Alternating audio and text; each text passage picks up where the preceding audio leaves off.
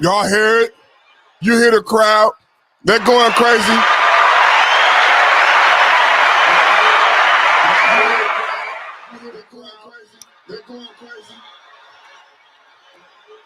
It's been days, it's been weeks.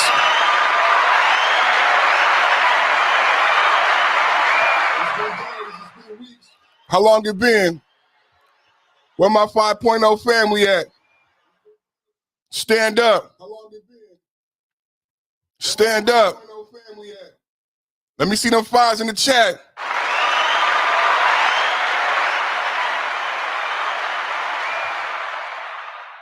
I can't quit. I can't quit. Why? The game needs me.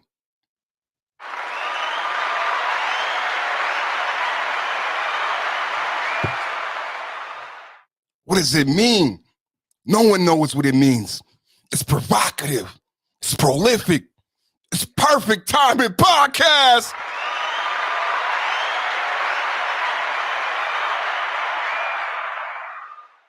Shout out to everybody in the building. How everybody doing today? You know I'm feeling real good. I got me a fresh haircut.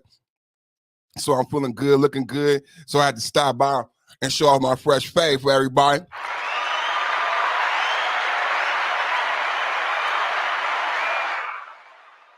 I'm working on these grapes right now. I'm working on these good seedless red grapes right now. Shout out to everybody in the building. First time podcast in the building. Turn this bitch up.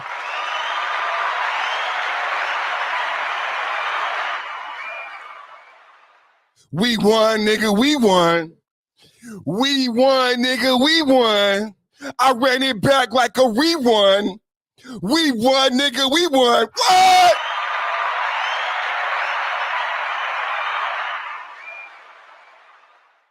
Perfect timing, why you doing it like that to him, Perfect? Perfect timing, why you doing it like that to him, Perfect? I had to do it. I had to do it. What's today? Today is Watching Taco Tuesday, but I got a brand new podcast platform we launching today. Brand new platform. We launching like a blast off today. Let's go.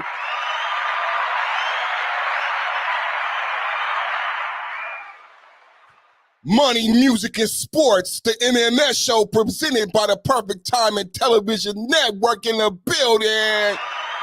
No one does it like we do it, man. No one does it like we do it, man. We got the Perfectly Said podcast every Friday at 1 p.m.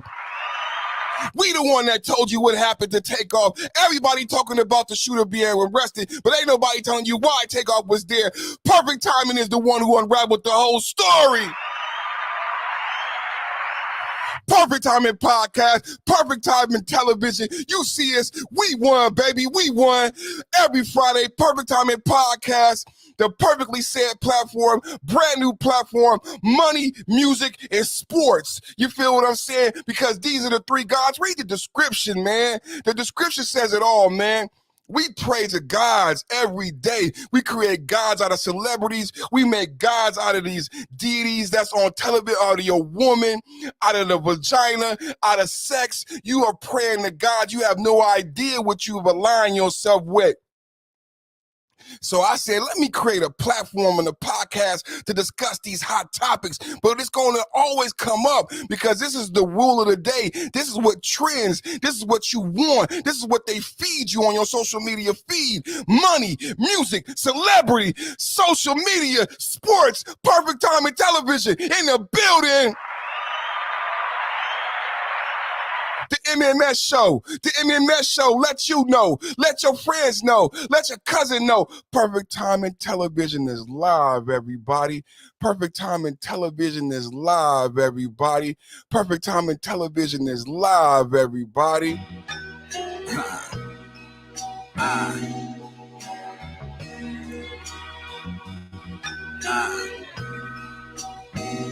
Hold on. Let's run that back. We won. We won. Let me run that back. Okay. Y'all, let me see who's in the chat. Let me see who in the chat. Hey, Major Key Boxing in the chat. I'm listening in the chat. My sister Tracy, fine yellow ass in it. What's up, Tracy, with your fine ass in the chat? What's up, everybody? We talking about the MMS show. You see that beautiful thumbnail? I'm back with my thumbnails. I'm back on my bullshit. We won, man. Perfect Timing Podcast.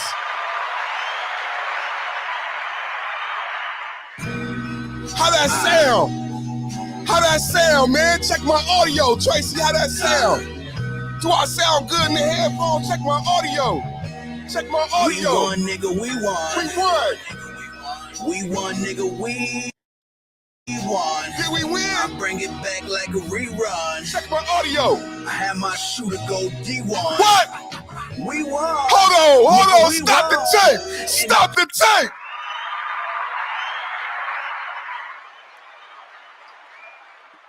He said I had my shooter go D1.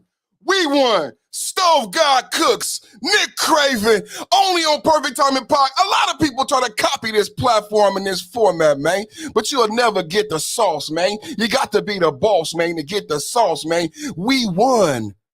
We won, homeboy. We won. You hear the music? You see what time it is?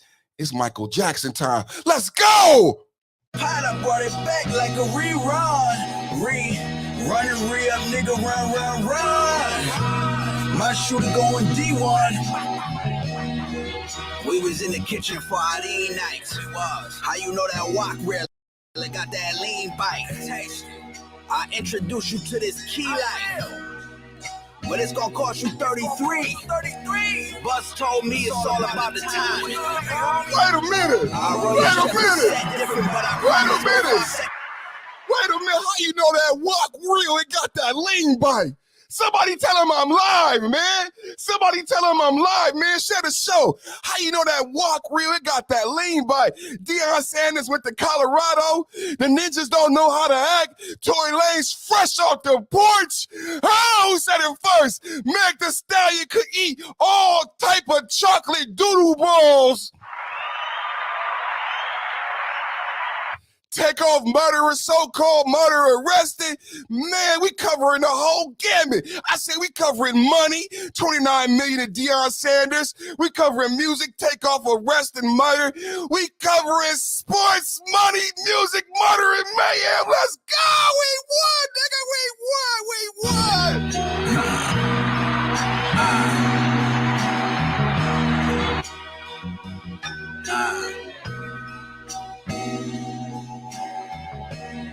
We won, nigga! We won! We won, nigga, we won. We won, nigga, we won. I bring it back like a rerun. I had my shooter go D1. We won, nigga, we won. In the pot, I brought it back like a rerun. Run and re-up, nigga, run. My shooter going D1. We was in the kitchen for our lean nights. How you know that walk really got that lean bite?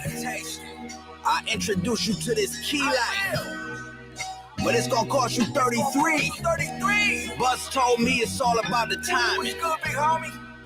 Our rolling chest was set different, but I promise both our second hands been sweeping around them dimes. I'm on an 8-figure check mission, bitch. Listen. I feel like they ain't even playing Deion next. Listen, they not even. Wait a minute. Listen. It's all about timing. I told Bus it was all about timing. I feel like they not even playing Deion niggas. Huh? We won, brother. We won. We won, brother. I feel like they not even playing D on me, y'all. It's effortlessly. I feel like they're not even playing defense, man. But that's good because we coming with that blitzkrieg. Blitz, 32, 42, hut. Let's go. I feel like they're not even playing defense. 5.0. Where the defense at 5.0, it's a fast break. Perfect timing live coming down the hoop. He's going through the legs, behind the back, down the dunk, smash, smash, smash, smash. We won, nigga, we won. We won, nigga, we won. Hey, get the fuck off my goddamn thing, bro. I'm trying to run my fucking podcast. Let's go. Let's go. Let's go. The drizzies, the jiggers, the knives. Truthfully, I wanted to rhyme like common sense. I did. But then I climbed my way to a brick. I did. Daddy, daughter, date my baby, dragging a chinchilla out to drop 6. You niggas not this. Baking soda ice, what you locked with? Feel like you be dying in slow motion, but got shot quick. They say he lived, I'm like, how he got that work? They said they shot him out his shirt. Watch his body do the murder is a tough thing to digest. It's a slow process. I got the patience of a Buddhist, riding with my shooters in the corner store like yo Abdullah. Ain't no alkaline water up in this cooler. God is a computer. We won, nigga, we won. We won, nigga, we won. I bring it back like a rerun. I had my shooter go D1. We won, nigga, we won. In the pot, I brought it back like a rerun. Run and re-up, nigga, run. My shooter going D1. We won, nigga, we won. We won, nigga, we won. I bring it back like a rerun. I have my shooter go D1. We won 5.0. We won. We won 5.0. Brought it back like a rerun. In the pot, whip it back. Let's go. Re-up, nigga, run, whip it back 5.0. My shooter going D1.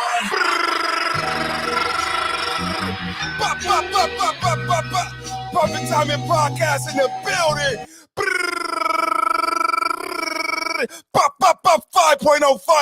5.0 is phonetically sound. You never seen nothing like this before. You never heard it before. The flyest, coolest show. I'm the coolest podcaster on YouTube. It's never been a cooler podcast than this. I'm cooler than a polar bear's pink lips, man. And I don't even know, does a polar bear got pink lips, man? I'm the coolest podcaster that ever been, man. I'm so cool, I don't know what to do, man. I'm so cool, I'm too cool for school, man. I'm so cool, I'm the coolest podcaster there ever was. I'm so cool, the doctor said I was cold. The doctor said, get that boy a blankie. I said, doctor, I can't do it. I said, I'm too cool for a blankie.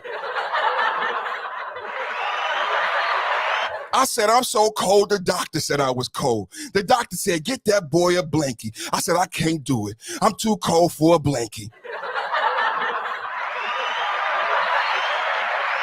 We won. Nigga, we won. In the pot, I make it re-whip like a rerun. Huh? Run it, rerun. I run it up like a rerun. We won.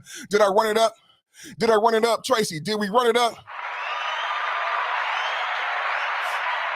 You got to celebrate yourself. You know, I love black women. I love my sisters. You know, I be on Instagram. You know what I love most about black women and my sisters? Black women, fat, small, short, tall, ugly, whatever, but ain't no ugly black women, right? A black woman, my sister, don't need nobody to celebrate for them. My black sisters, my one, shout out Trey, shout out all my sisters out there, man. You know, my mama anniversary just passed. Rest in peace, Mama Shirley. You know, she didn't need nobody to celebrate her. So anybody foreign to what's happening right now, just go to Instagram and find you a beautiful, voluptuous black sister on her birthday and look at her taking pictures by herself, having fun by herself. Celebrating herself by herself. See, people think that because you by yourself, you got to be by yourself. See, sometimes I need to celebrate my victory in a way that can only be celebrated by those who understand the necessity and the adequateness of the celebration, the vivacity of the celebration. I might need to buy myself a drink. Let me buy you a drink. I might need to. Have you ever bought yourself a drink? See, what I'm doing right now is celebrating myself, everybody. Everybody, rock your body, because perfect timing is live. Man, I'm celebrating myself, man. We won, brother, we won. We won, brother, we won. I ran it up like a rerun. I got my shooter going D1. We won. I'm talking we won. 3,000 views every day. Did you see them? We won. I'm talking we won. 14,000 views every day. Are you seeing them? We won. KP from KC5 in the building. Salute to my brother. What's up with you, man? What's up with you, man? Pop, pop, pop, pop, pop. Y'all celebrating myself. Shout out, let me do my one too. Shout out to OG Snoop Dogg. I'ma share the show. But right now, I'm gonna take time out because it's holiday season and people give gifts and thanks to everybody. I want to thank myself.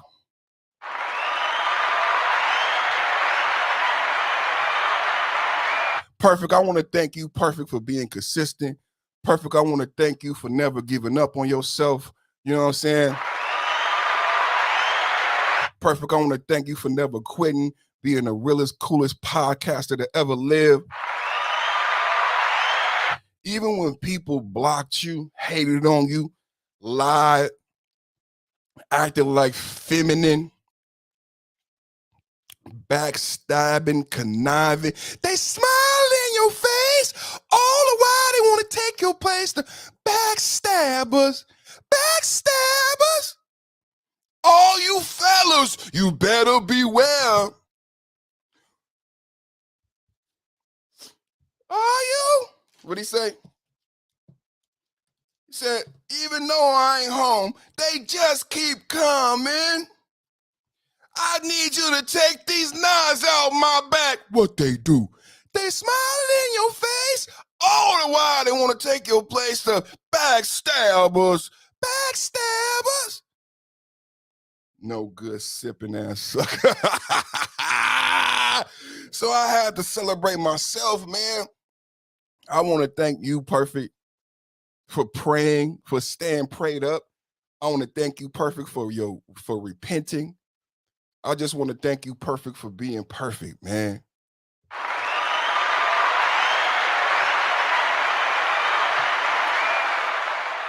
Thank you, Perfect, for being the king. Got some grapes like a king.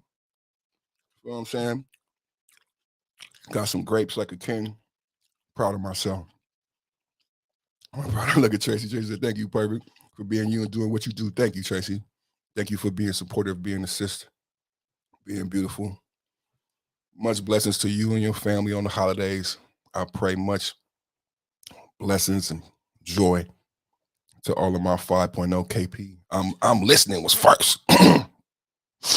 I'm listening been first since day one. I need a lighter, bro. I'm listening been first since day one. Hey, so Tracy, 5.0 family, it's just us here. Who y'all want to talk about first?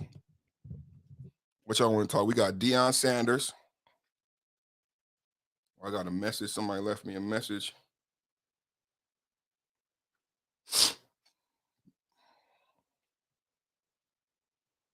Why do bitches call you from a block phone when you already got their phone number? And when I say bitches, I mean female and male bitches. There are female and male bitches. You know what's a characteristic of a male bitch? A characteristic of a male bitch is, number one, calling someone who has your phone number from a block number.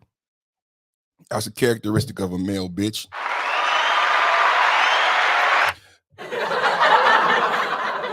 Another characteristic of a male bitch is a nigga that got multiple numbers for the same phone. God damn. And this nigga forget how bitch made he is and he call you from the different numbers. Cause he regulate people. These bitch niggas just don't deal with people. Just don't talk to people. Bitch niggas, they regulate people. Or this nigga got to call me on this number. So if this number or this phone ring, I know this is a bitch nigga. Like birds of a feather flock together, man. Birds of a feather. You just not in my phone. I block so many niggas I don't deal, but I'm a Leo though. There's so many memes. They gotta follow me on Twitter, man. Y'all gotta follow me on Twitter, man. There's so many. I'll be posting all my shit on Twitter, but I'll be posting my little Leo memes, and one of the things that come up a lot is how a Leo will cut your ass off. I cut a motherfucker off because I learned early, man. It's 3 broke motherfuckers. If you the 4th motherfucker, you gonna be broke too. You hang around 3 broke motherfuckers, and you the 4th motherfucker, you gonna be broke. And what did Fat Joe tell you? 19 keys. 19 Keys right now. Fat Joe been saying this for the last 3 years, but if you look at 19 Keys Instagram, go follow. Did y'all know 19 Keys was from Oakland, man? Shout out 19 Keys. 19 Keys said I was part of Muslim mafias. And I'm like, and I remember the Bays. Y'all got to look up the Bays and that whole thing that happened in Oakland where they were tearing down the liquor stores and stuff like that. But 19 Keys is from East Oakland. Shout out 19 Keys. Shout out Deep East Oakland. Shout out all my family out in East Oakland. 19 Keys said something that Fat Joe echoed that I've been echoing ever since. And 19 Keys said, like I just started the podcast by thanking myself. 19 Keys has a post where he's thanking himself and he's saying to individuals who interact with him on the intimate level, if you are not benefiting me, back to my black women, back to my black sisters who know how to celebrate themselves. You know what else black women know how to do? Cut a motherfucker off and tell a motherfucker that if you are not benefiting me, then you are not in my circumference. 19 Keys said what Fat Joe said. Fat Joe said, if you're not helping me get to the bag, if you're not helping me get to the bag, then you're not my friend. Fat Joe said, if you're not helping me get to the bag, then you're not my friend.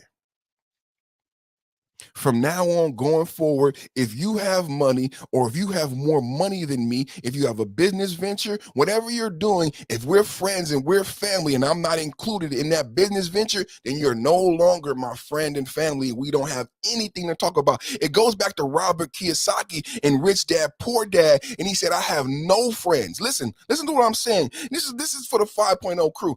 This is why I love my podcast being so lit at this level, because my loved ones who watch me and support me get some jewels. Because maybe like Tracy, single mom, she might not have time to dive into a lot of this shit, right? So back to Robert Kiyosaki. Oh, fuck, I forgot what I was going to say. And Rich Dad, Poor Dad, what was I talking about? Fuck, maybe it wasn't meant for y'all to get that jewel. Maybe it wasn't meant for y'all to get that jewel. Matter of fact, let's share the show. Sometime I'll be reluctant to share the show because it's so much beneficial content, and I feel like God to guide the individuals who need, because I got enough subscribers so people can see the notification. Hit the notification. Everybody, all my new subscribers, you got to hit the bell, bro. You got to hit the notification bell because I'm not going live on a regular basis, so you got to hit the notification bell to stay in tune with your boy, okay? Everybody, did y'all been following the instructions, joining the Reddit groups? Because when you hit share, Reddit pops up. Reddit, you can see it. Facebook groups, joining the Facebook groups. I need everybody tapping in. Get the shares going. Get the shares, get the likes going. Push the message out there. What was I saying, y'all, about Robert Kiyosaki? What was I about to say? I was talking about, fuck, I would rewind it. Somebody remind me. Got a bad fucking memory.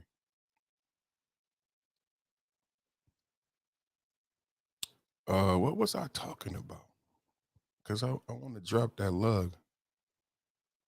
Hey, Big Daddy Beer Gaming. What's up, boy? 5.0, 5.0, 5.0 in the building.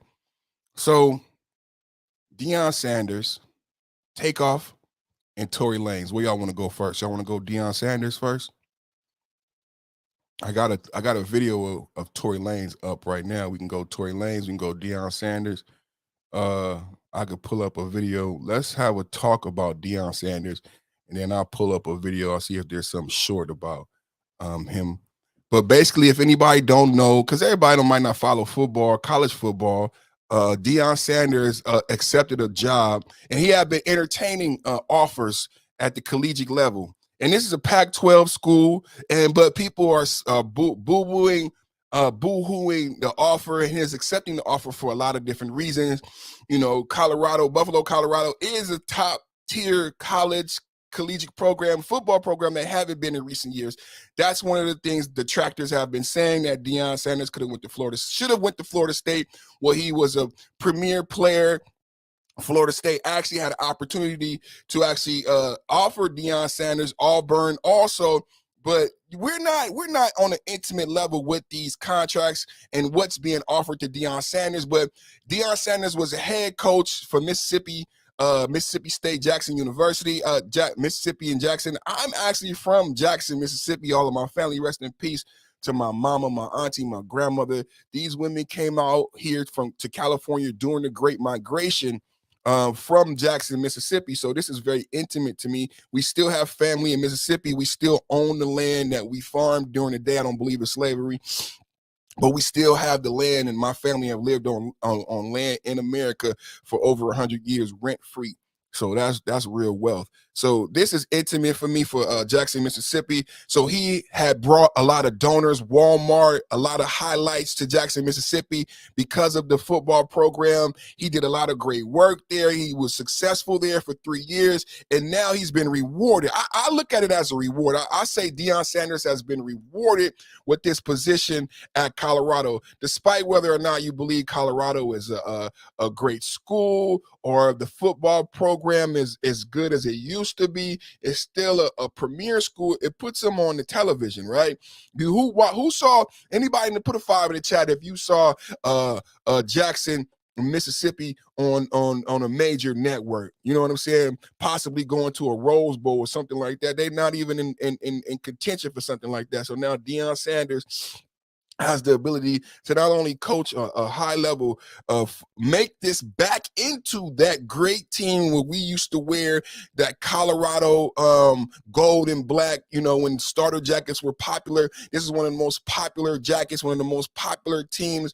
They were a phenomenon, a beast to be reckoned with for a lot of years. Now, people have said they've lost that luster they once had, right? Well, Deion Sanders may be able to bring that back. Some people are even upset because in his first team meeting, he's already admitting that how shitty that the program is, and telling other students to transfer in if you want to play for Deion. That was in his first meeting at Colorado, right? But let's get into the intricacies of this, right? And I want you guys to put in the chat, make sure you vote in the poll whether you think Deion is a sellout or not, whether or not he should have stayed at the HBCU, and can you justify whether or not why? You can vote in the poll, but I would like you to add in the live chat. If you feel a certain way, can you tell me why you feel the way you feel, yay or nay? Perfect, I feel like Deion should have stayed coaching those young black boys in Mississippi, and this is why. Or Perfect, I believe Deion was rewarded for his hard work, and this is why. So please, you guys, I want to hear from you to keep the conversation going. So this is Money, Music, and Sports, brand new podcast vehicle brought to you by the Perfect Timing Television Network. Don't forget to tell your mama that we won.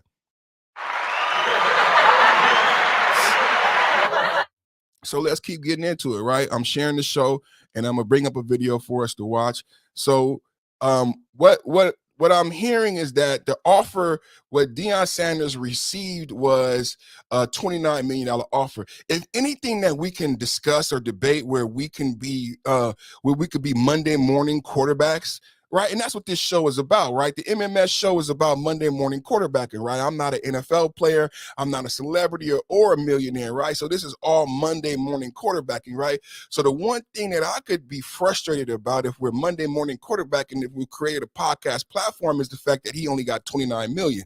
And this is what I bring up. And this is why I went live today. A lot of times I'm choosing unique times to go live and to discuss these issues, right? I'm only going to discuss issues where my perspective hasn't been brought out. And I feel like my perspective is necessary to make the conversation more cohesive, right?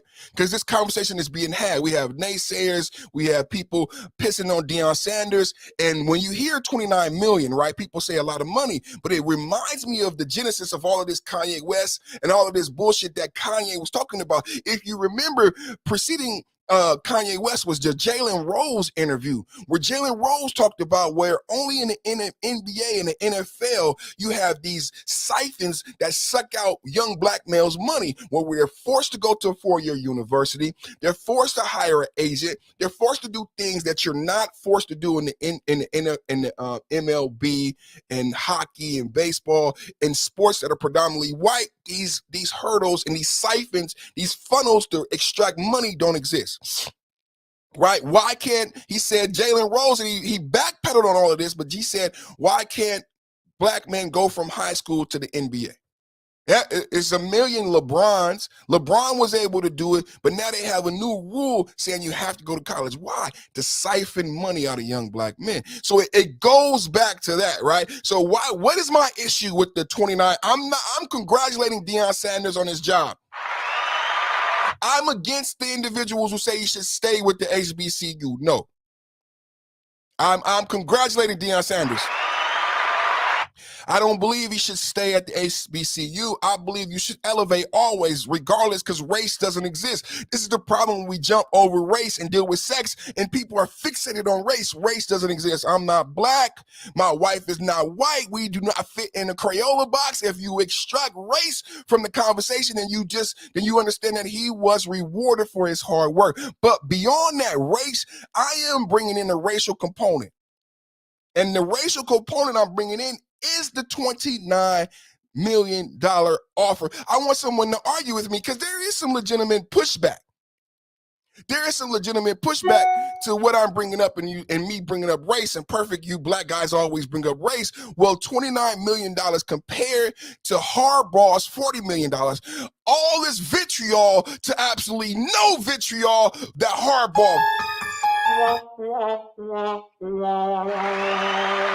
Harbaugh didn't face no vitriol. Harbaugh left Kaepernick at the height of the protest.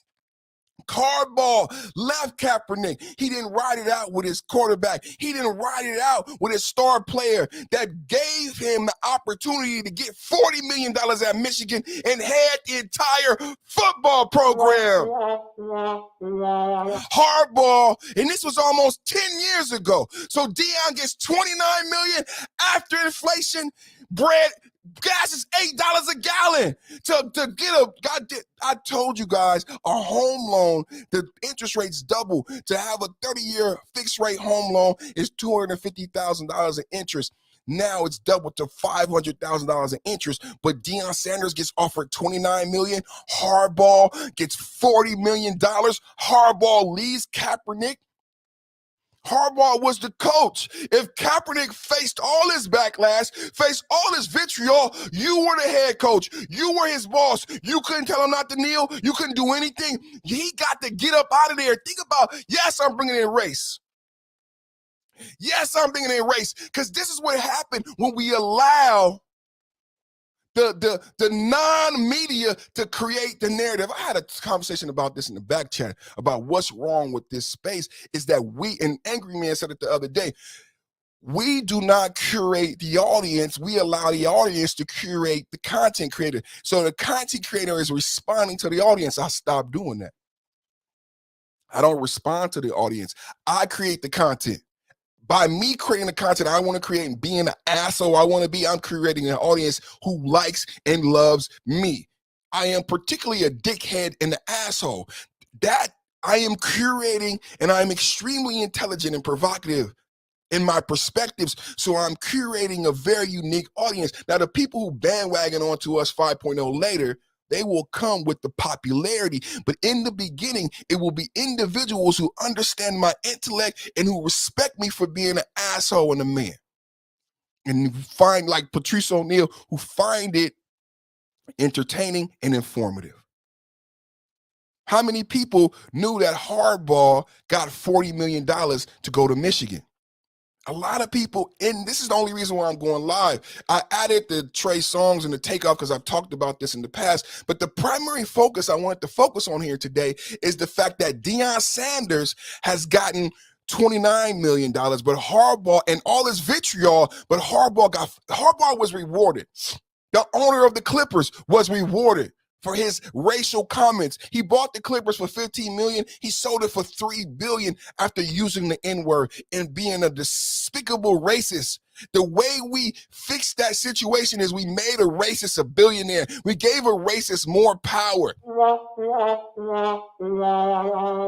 So now Harbaugh gets $40 million and no vitriol. No conflict, no nothing. He, in the middle of everything, he leaves Kaepernick. He leaves San Francisco, he leaves the NFL. LeBron James' jersey is burned. I heard some dickhead comedian, white boy, talking shit about LeBron James the other day. Fuck LeBron James because he left Cleveland. Get the fuck out of here. Harbaugh left the NFL. Harbaugh left Kaepernick after being the head coach when Kaepernick takes a knee. If all you racists was pissed off at Kaepernick, but you gave Harbaugh a pass. So Harbaugh gets to leave Cap at the height of the protest. He leaves the 49ers. Fuck him. Fuck Harbaugh. I'm from San Francisco. Fuck Harbaugh. He left Cap, bro. He left Cap, he left the Niners, he left the NFL and got $40 million. He was not only head coach at Michigan, but he ran the whole program. Y'all remember the movie The Program? He ran the whole program. He had no boss.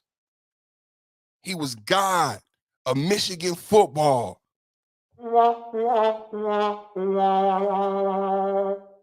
Y'all forgot about that, right? So there's a lot of things to talk about with this. I think it's a bullshit narrative to put out this sellout thing that we don't even have in 2022. We are in a majority-minority country. For my son, who is 5 years old, who is of mixed race, he is in the majority. White men are in the minority. It's a foolish conversation to have in 2022. Is Deion Sanders a sellout? It sets us back so far. Number one, it brings up terminology that our children may not even be familiar with, bro. Do y'all understand that this generation that we're dealing with are not familiar with sellouts? They have erased sexuality, bro. They've moved beyond colorism and they're dealing with pansexual furries. They're no sell. You know what selling out is for 2022 millennials and Z's and all these? It's capping. That's when you selling out, is when you capping and when you snitching. Don't fake being gay. Don't fake being a Crip. Don't fake being from Chicago. But they're not familiar with selling out due to your race. You see how when you pose this narrative, it puts race. Kanye West, all these people are trying to emphasize race. It's not racial. There's a problem. When I was on the LCAP committee, and we are distributing money in Northern California, and we're looking at the statistics of where the money needs to go in education, and young Black boys and young Hispanic boys are performing the worst, quite naturally, it would make sense to spend the money there.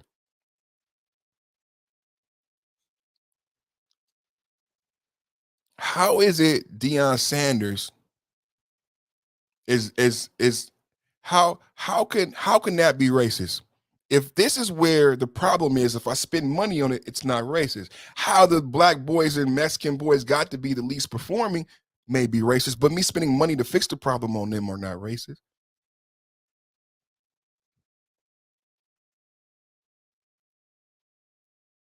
How is Deion Sanders getting a better job as a Black man when we're dealing with the issues that we're dealing with now, where Kevin C was talking about the $45 billion that they're losing, or is it 45 trillion? Shout out to Kevin C.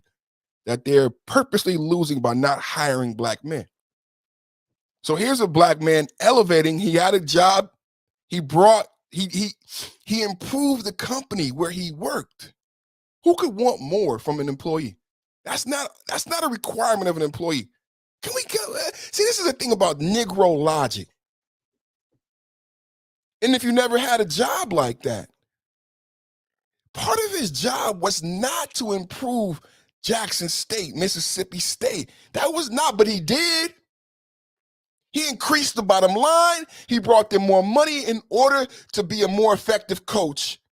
To have a better football program, he needed money. The individuals in the boardroom didn't know how to get that money. He got that money. He improved the corporation. When I hire someone to do a job, if I have a job where we make sprockets and widgets, and I need you to make the baby sprocket in order to put on the spindle to make the sprockets that we sell to Japan, all I've asked you to do, all I've hired you to do is make baby sprockets. If you show up on time every day, and you go to work, take your breaks on time, and you make baby sprockets, it doesn't matter how many baby sprockets you make a day. If you do that, and anyone who has a company, who's had an employee, you understand how difficult it is to get individuals to simply just show up every day and do the one task that you hired them to do. I'm not hiring you to improve the company. It's not your job. I got CFOs and shit for that. That had a marketing. You know what I'm saying? Project development. You make sprockets. But somehow the person who makes sprockets was so good at their job that they innovated. You hear what I'm saying? That's what Deion did. This is what black men do. He innovated a new way to make sprockets. He went home and came back to the boss, said, boss, if you put the machine together like this, then you can make sprockets 100 an hour. Improving the company. This makes that person more valuable, not only in the company, but to other companies who want more than an employee who will simply make sprockets, but who come and improve my company and improve the bottom line. Deion Sanders, beyond coaching the football team, Deion Sanders was hired to coach the football team. That's all he was hired to do, was coach the football team. He did more than coach the football team. He wasn't required to win. He just was hired to coach the football team. So beyond coaching the football team, he won. And he brought money. He increased the bottom line. He increased the corporation. The college is a corporation. It's a business. They are in business to make money. They're not only there to educate young black students. If they don't make money, they don't stay in business. The college is a corporation and a business.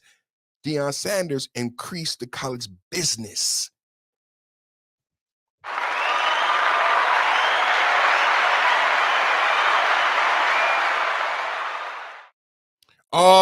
Big Daddy Beard Gaming, y'all got nominated for the best gaming channel catchphrase.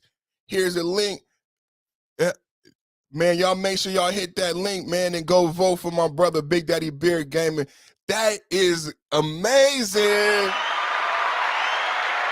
We won, brother. We won. Hey, I know why you said that, right? I know why you said that. You want me to run that shit back. You want me to run that shit back for you. I'll run that shit back for you. Hey, Big Daddy Beard Gaming, this one's for you, man. Hey.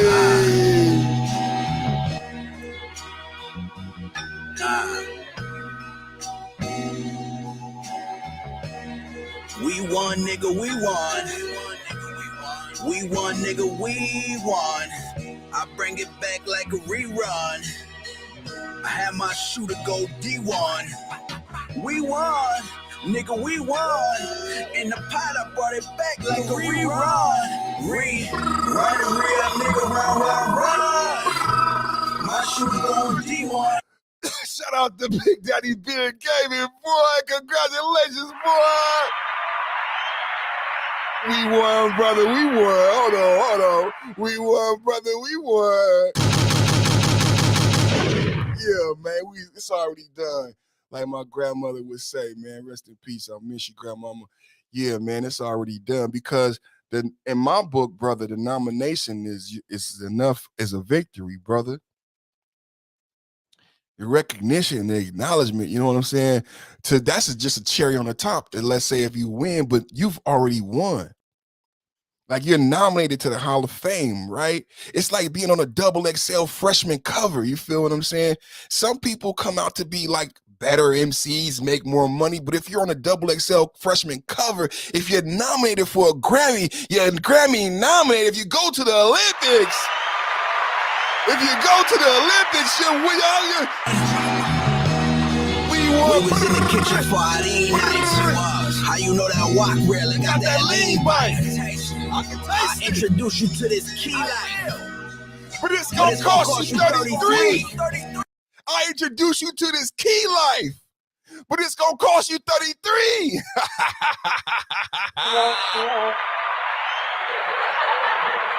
We won, nigga. We won.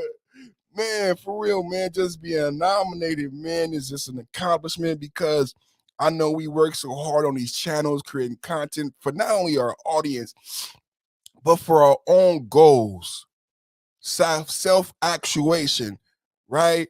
So that's why I celebrated myself today. That's why I felt Snoop when he said, I want to thank me when he got the star. So, you know, Big Daddy, talk your shit right now, man. Thank yourself. Talk your shit, man, for being that brother, for being that father in the space, man. Talk your shit, man. Being nominated. Feel me? And I love you, bro. Congratulations, man, on the nomination. You a winner in my book. You's nothing but kings over here. So, what you think about Deion? What you think about Deion? So, and what you think about my perspective? So, let me see if I can bring up a video.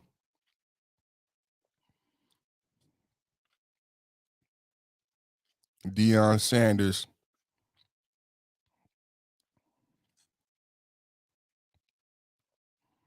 I just want something quick. Everybody got along. I just want something quick. How will Deion Sanders coach style transfer to Colorado? I just want something quick. Let's take a look at Stephen A. Let's take a look at Stephen A. Get on my nerves. He said, Stephen A said it's a garbage job. Oh, man, it's nothing, man. I appreciate you, bro. Every time I'm live, you slide through, you support. It means a lot. It means everything to a YouTuber. Everybody who slide through, it means everything to a YouTuber. You know what I mean? And people got to participate in the live stream. You got to participate in the live stream.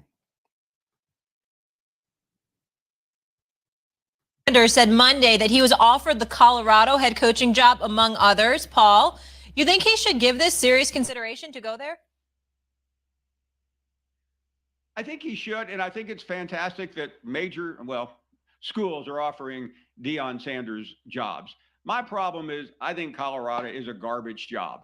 It has been dead for a long time, and some of it is self-inflicted. Remember, Mel Tucker was there a couple of years ago, and he got out of there so fast after 1 year to go to Michigan State. I mean, he literally jumped off the top of the Rocky Mountains in Pikes Peak. There's very little recruiting base. Now, can Deion change that? Of course he can. I mean, he's a phenomenal recruiter, but I think he would be wise, this is just an opinion here, to wait. There will be better jobs coming along, Stephen A. Well, let me say this. First of all, I'd like to know what those better jobs are. But secondly, I don't disagree with you. Primetime Deion Sanders.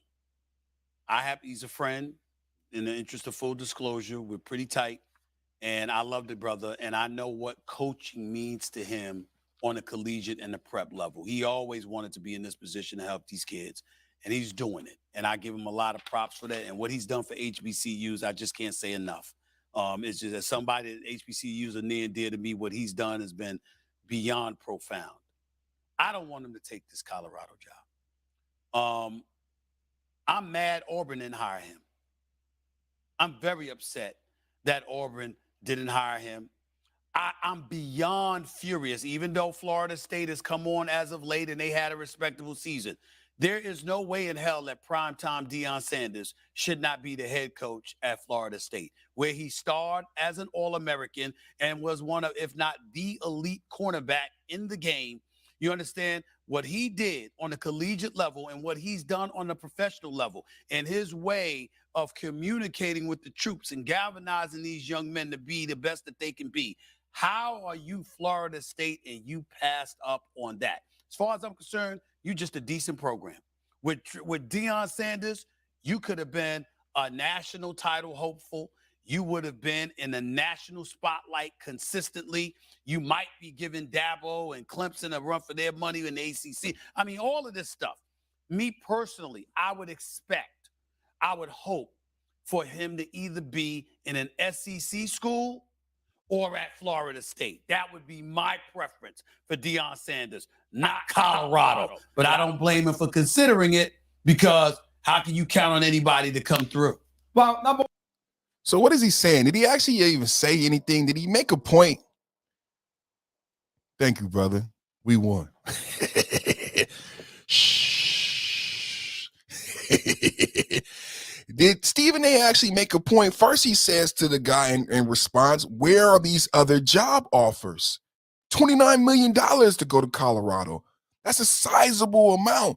And he puts him, it's not only the money, but it puts him on a bigger stage and the potential to make a Rose Bowl run. Am I right? Because I don't really know college. Does football do Rose Bowl?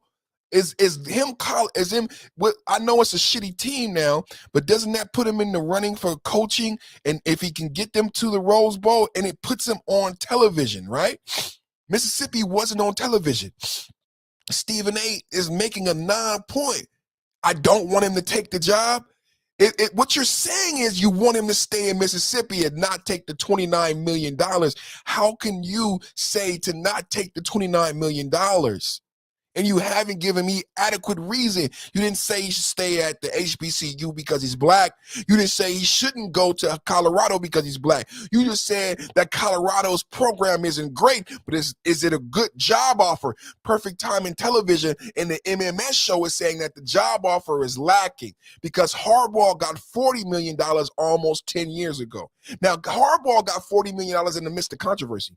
Don't forget that Harbaugh was the head coach of San Francisco, and Kaepernick was going to tear down the NFL. But Michigan still gave Harbaugh $40 million, not to be head coach, but to run the football program at Michigan. So this is the reason why we went live today, Big Daddy Beard Gaming. I went live today because a lot of people are saying Deion Sanders is a sellout because of his race, but no one is actually discussing whether or not the job offer was a fair and adequate job offer. And to do that, you would have to compare it. I'm comparing it to Harbaugh. Now, I understand by making that comparison, I'm exposing myself for pushback, right? Because someone could say Harbaugh coached a Super Bowl level NFL team, correct? And that's why Harbaugh got the $40 million, but that's bullshit.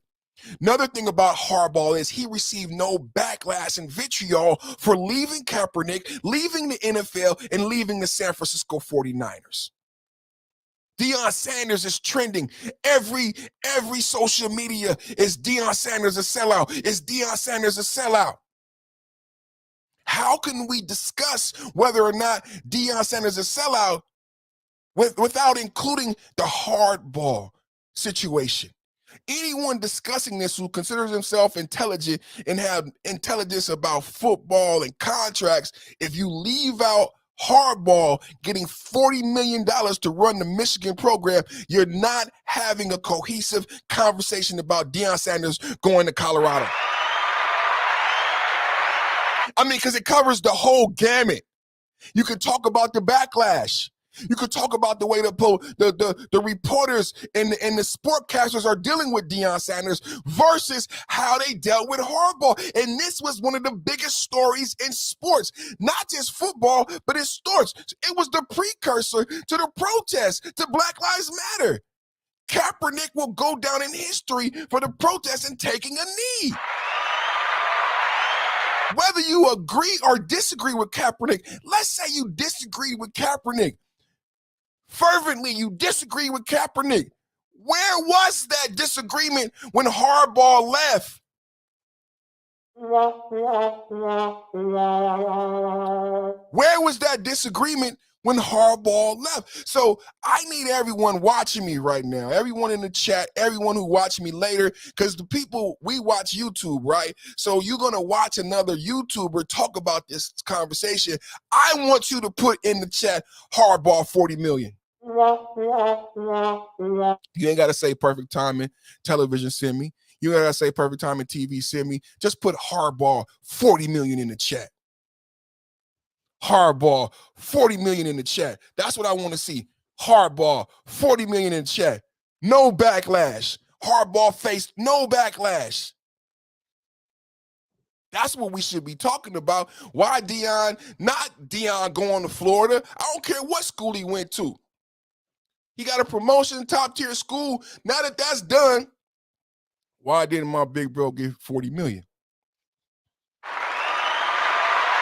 See how reporters are supposed to create the narrative and not respond to the audience.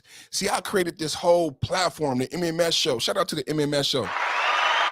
The MMS show is money, music, and sports, the three-headed God, because these are our gods. This is who we pray to. The social media feed, this is how Facebook makes money. This is how Twitter makes money, because these are our gods. When they say that black people made Clubhouse $1 billion format and all this, no, we didn't. Our worship of the three-headed God is what made Clubhouse and these platforms popular. Our worship of the three-headed God. This is a three-headed God that we worship.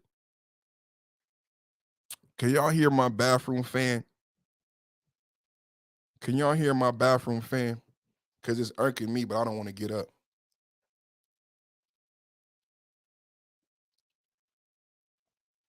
Is that my bathroom fan or my heater? I can't tell, but it sounds hella loud. I can't tell. So, okay, we'll come back to that.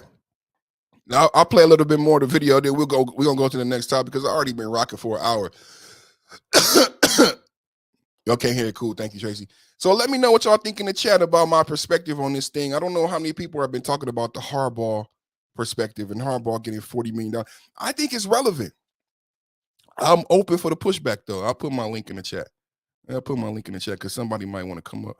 But I feel it's relevant. I don't think you could talk about Deion Sanders. Number one, Deion is not a sellout. My son, and they don't know what a sellout is. They're dealing with sexuality and whether they're binary, they don't know what a sellout is. They're not dealing with these racial constructs and these ancient things, sellout and high yellow and, you know, the colorism. This shit is ancient. This is for a 50-year-old. This is for the 40 plus. This is a conversation for the 40 plus. I'm telling you, the young people don't even know what a sellout is. Stop the cap. Stop the cap. They don't even know what a sellout is, man. But if we focus on the race, now think about how sinister the media has become, right? To get you to veer off what I'm presenting. If you focus on race, then we never actually talk about the offer. What he did in Mississippi and how much is he worth? This is what Joe Budden was talking about. This is what we're talking about with streaming. This is what we talk about with podcasting. Anything that black people do, we don't never get our true value assessed because they bog us down in emotions. Have you guys noticed that? They bog us down in our emotional trauma, and we never deal with the real issue that business people will be dealing with. There is an issue on the table. It has nothing to do with race unless you look at the fact that Harbaugh is white and Deion Sanders is black.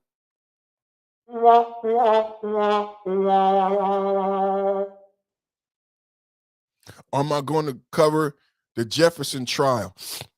What's the Jefferson trial? I'm listening. Who's the Jefferson? Let me know, because I've been looking for a trial to cover. So if it's interesting, I can get into it. I'll cover it, you know, because the trials be every day, all day. You know, that's a hell of a commitment. So it got to be a trial that's really, you know, it got to be viral. It got to be having 100,000 viewers on that Law and Crime Network for me to cover a trial like that. Or it just got to speak to my soul. If God say do it, if God say, perfect, I need you to do this. So he might have sent you Give me some details. I'll do some research and I'll look into it. But let's go to the next topic. We're going to come back to Deion Sanders and come back to Stephen A. The next topic was we had Deion Sanders and we had Takeoff's murderer. Takeoff's murderer arrested. Let's find the video on that. Let's find a video on that. Let's find a video on Takeoff's murderer arrested. I seen Coffee Nino left a comment. Shout out to Coffee Nino. Coffee Nino has a new video up. Coffee Nino did a video on Takeoff. I'm so happy I did my video on Takeoff because, you know, now that they've arrested this individual, what I will say is with the We Won topic, you guys, we did it again. We are the only individuals who actually exposed what really happened with Takeoff. And now with this arrest, I've been proven right. There's been a lot of speculation. They said Migo Benz did it. They said the Migo set it up. But that was because bloggers never did really introspective thought, a think piece, right? A real think piece, like use thought and facts, right? And that's what I did. So as I look for this video, I'm gonna give you again my breakdown of what happened from the perfect perspective, right? As we look for this video. So because I feel like we have been vindicated, 5.0. I feel like we have been vindicated by what took place, right? Let's play the police.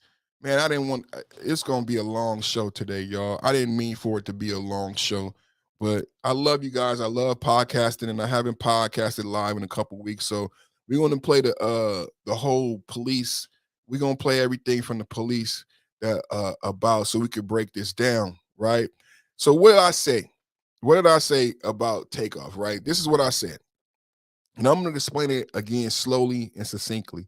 I'm going to start with Death Row, okay? And I'm going to do my best not to jump back and forth from Death Row and QC. Death Row is a record label headed by Suge Knight. Death Row was one of the first billion-dollar hip-hop record labels. I based that on Russell Simmons selling Def Jam to Polygram for $250 million. This is what I mean by think piece on facts and events. In the movie The Show, Russell Simmons talks about what Death Row had did and how they had made more money than Def Jam, which was the biggest hip-hop company until that time, and how Dre and Snoop had created this thing in Death Row and would be one of the first billion-dollar hip-hop companies, right? Congratulations. Now, I'm giving you a foundation for what my perspective is on what happened to Takeoff, right? Death Row blows up with Dr. Dre and Snoop Dogg to $1 billion label. Now, as a $1 billion behemoth, you know, Snoop start wearing suits and ties and things like that. They acquire Tupac Shakur. Tupac Shakur becomes another behemoth on Death Row. They do a song, Gangsta Party. He has two of the biggest celebrity and artists in the world at the time. He is a young black man from the inner city, never had $1 billion. I don't think he ever knew he would make $1 billion. So he didn't know what to do with $1 billion, a record company this big, this successful, and now two major artists. Think about having Mariah Carey and Whitney Houston on the same label. How difficult would it be if you were only owning a record company for 3 or 4 years? Think about having Mariah Carey and Whitney Houston on the same record label. And you were a guy who used to be a bodyguard. You used to be a bodyguard for NWA, but now you're $1 billion record company owner. And you have two of the biggest artists in the world, Snoop Dogg and Tupac. And then a rift happens at the label and Snoop wants to leave. Snoop doesn't feel supported. The label is 1,000% behind Tupac Shakur. Snoop no longer feels supported. And he also feels threatened. We don't know at the time that Snoop feels physically threatened, that he's fearing for his own life. by his own label mates. Nate Dogg says, I never went up to death row without a gun. I'm laying a foundation for you here. So there's a riff at death row because Snoop wants to leave. Suge Knight doesn't want to let him leave. Ice-T had talked about how when you sign to a record company, you're a whore, and the record company pimps you out. Suge doesn't want to let Snoop leave to the point where they even try to kill Snoop. Snoop needs protection. Snoop wants to leave. He needs to be able to feed his family. So in the pimp and the whole game, it's like, okay, bitch, you want to leave, where you gonna go? And what the pimp is saying is, where are you gonna go where I can't find you? Where you gonna go where I can't find you, bitch, you owe me money. Bitch, you mine. Bitch, you belong to me. Come back here and work for me. You a good money-making bitch. You think you just gonna leave me? I'm not gonna let this money leave out the door. Where are you gonna go? You need to have somewhere to go. The pimp is actually educating the hoe. You can't just leave, bitch. This is what the record company is telling Snoop. You can't just leave. Where you gonna go? Snoop needs to leave. He needs to be able to continue to hoe. He needs to be able to continue to make music and make money. The record industry is a pimp and hoe game. He needs to continue to hoe. Snoop needs another pimp. He's a renegade hoe. He needs a pimp that's going to allow him in this stable, who has the power and position to allow him to hoe, which is make music, and protect him as he's hoeing so he can get money for the both of them. Where can Snoop go? Snoop goes to Master P in New Orleans for protection and for pimping. Master P can protect me from Suge and get me out of my contract where I can still hoe and make money. Master P is going to take a lot of the money. That's why Snoop put out that album called The Last Meal, because this is the last album where everybody eat off of me and I'm no longer nobody hoe. Now he owns Death Row Records. Now that's my foundation. Now let me tell you what happened with Migos and Takeoff and Quavo. Everybody listening? Okay.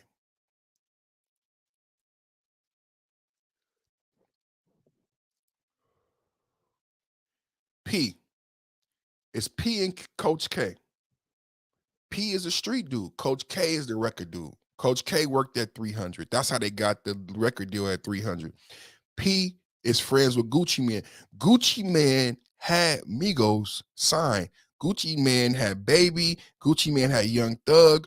Gucci Mane was going to prison for a long time, just like Lil Boosie. Gucci didn't know if he was ever coming out of prison. His friend from the streets, P, because a lot of us from the streets, like Master P, like Suge Knight, start music companies to clean our money, like Big Meech. The Big Meech documentary I just watched yesterday on HBO. That's a good documentary. Y'all check that out. I'm not watching the TV shows, but I watched the big BMF documentary. P, Gucci Mane's friend from the streets, is creating a record company. Gucci Mane says to P, take these artists. They're living on my couch. Rich Homie Quan talked about being on Gucci Mane couch. They're living with me. I got to go to the penitentiary, take these artists. P takes the artists. I'm laying a foundation to let you know the individual that P is before becoming a billionaire, ladies and gentlemen. A billionaire. I don't think black people understand how much money we're talking about. They had a Super Bowl party where they threw $1 million on the floor. Remember when QC got the Super Bowl? Let me not get ahead of myself. Gucci Mane gives P the Migos. The Migos gets picked up, and QC gets a deal with 300 via Coach K. They partner Coach K. The Migos take off. They get off 300. They create their own imprint. QCMG, Quality Music Group. Heading the label, the Migos. The Beatles of rap. The biggest group that hip-hop has ever seen. The biggest group that music has ever seen. Everybody's happy. The distributors, this is the thing you don't understand about music. When we get something this big, everybody wins. The radio is making money. The distributors are making money. The award shows are making money. The BT Hip Hop Awards is popping again. Why? Because everybody want to see the Migos do Hannah Montana, Hannah Montana, Hannah Montana, Hannah Montana. It was like Trump. Everyone was making money. The Migos was huge. The Migos made rap popular again. The Migos were a phenomenon. Bad and bougie. I'm cooking up dope with a Uzi. My bitch, bad and bougie. They were a phenomenon. They were the Beatles. Bigger than Outkast. Bigger than the boy bands. Check the stats. They said that one boy was worth over 20 million when he died. The Migos make P, Coach K, and QC $1 billion record label, just like Suge Knight and Death Row. They're doing great. They're doing awesome. The Migos are a three-man group, uncle, nephew, brother, and they all are solo artists that work as a group. From the beginning, they all wanted to be solo artists. The Migos earned their solo careers by building QC into a $1 billion company. Offset gets married, brings Cardi B to the label. They earn their solo career. Quavo does an album with Travis Scott, the Honcho Jack album. Offset does a combo album with Metro Boomin. He has the Ric Flair drip hit. They get $1 million advances on their solo projects. This is something that no other blogger has brought out. No other blogger has brought out one of the reasons behind this whole thing is that the Migos was over. The death was not the beginning. The death was not the beginning. It was the end. But the beginning was the fact that the Migos was over as a group. Now, perfect. You're saying the Migos was over as a group. When did it start? I think you could track it back to Offset's accident where he almost died. I don't know. In Sacramento, California, a lot of people get chased down and almost murdered in their car. It's a gangland style of murder. Up until now, we all believe that Offset, and this is the first time I'm saying this. This is the first time you're hearing this. I've given this scenario many different times, but as I read it back through my mind, as I'm doing a think piece and I'm thinking about the facts, Offset got into an accident where he almost died. We all thought it was an accident. It was a Hellcat. We believed him. But since then, there's been a lot of gangland style murders. And I remember, shout out Killer Keith. Killer Keith was murdered on the freeway like that. A lot of people, just like Mo 3, was murdered on the freeway. It's a style of murder. It's a gangland style of murder. Chase you down in the car, make you crash, and kill you. It's been happening a lot lately. I don't know if y'all are familiar with the streets and the MO of how the modus operandi, a lot of how the murders are going down in the street with these Hellcats and with these switches. I never put together that Offset probably was being chased to being murdered that night. So what happens at QC, the label, that's similar to Death Row?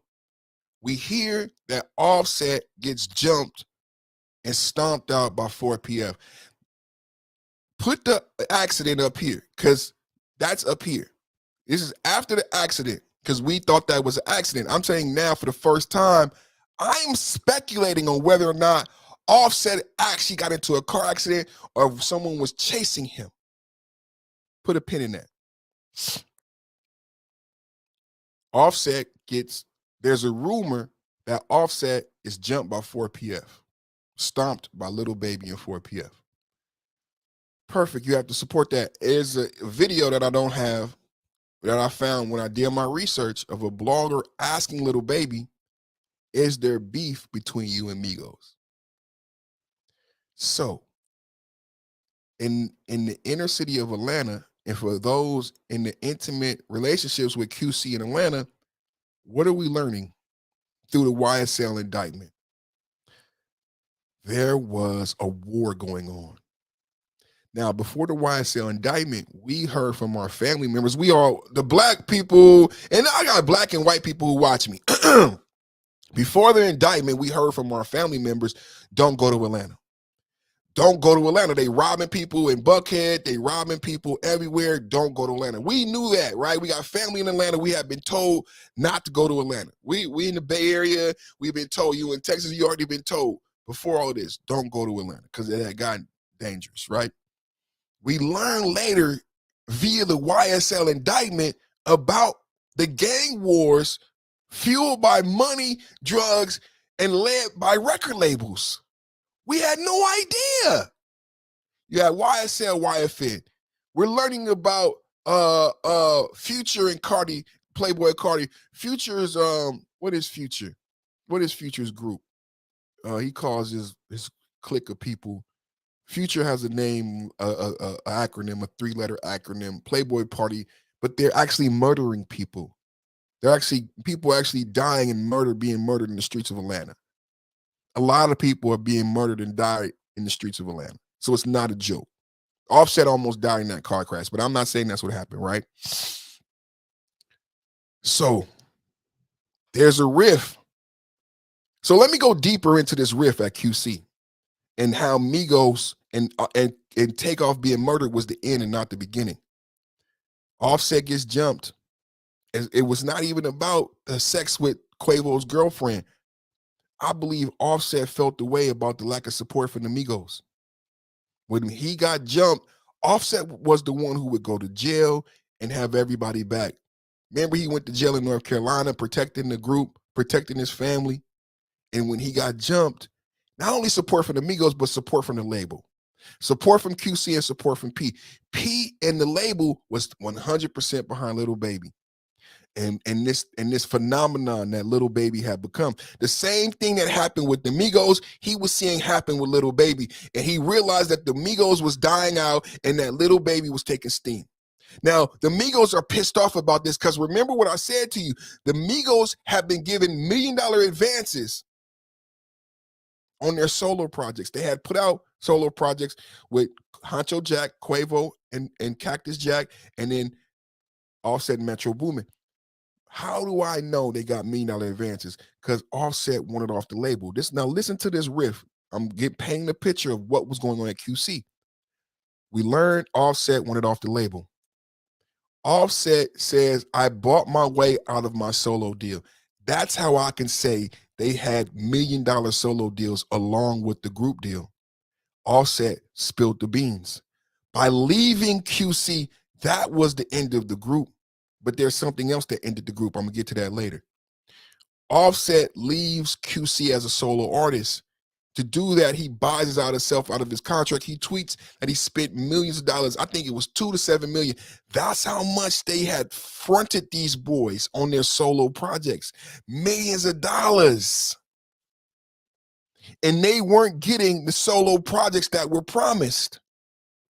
They didn't even support the last Migos album.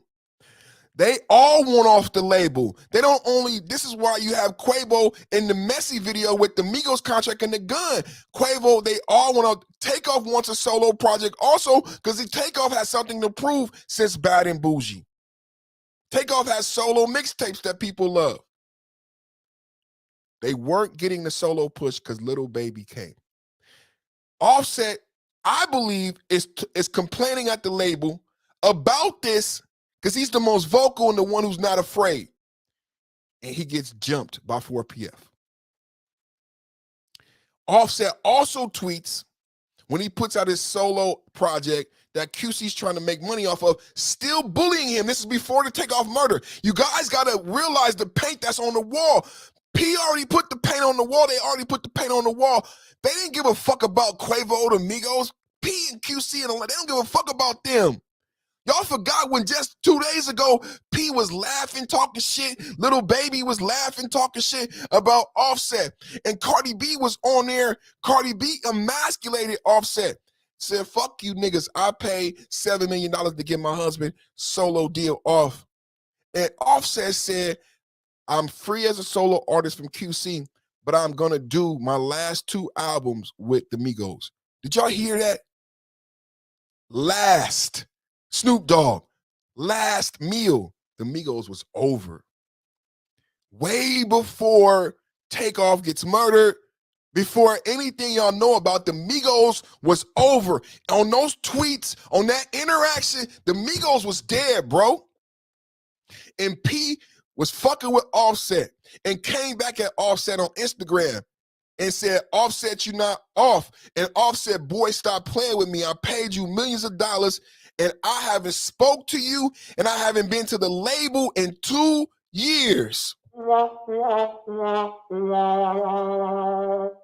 Offset said, I haven't spoke to you and I haven't been up to QC Music Group in 2 years.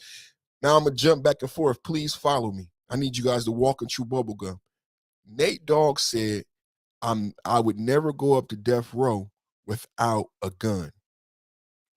Death Row had become contentious for Snoop Dogg and the Dogg Pound, who were Crips, and Suge Knight was Bloods, and he, with his $1 billion, he grew in affiliation with the Bloods. He had police officers who were Bloods, and everybody would be hanging out at Death Row, gambling, fighting for money.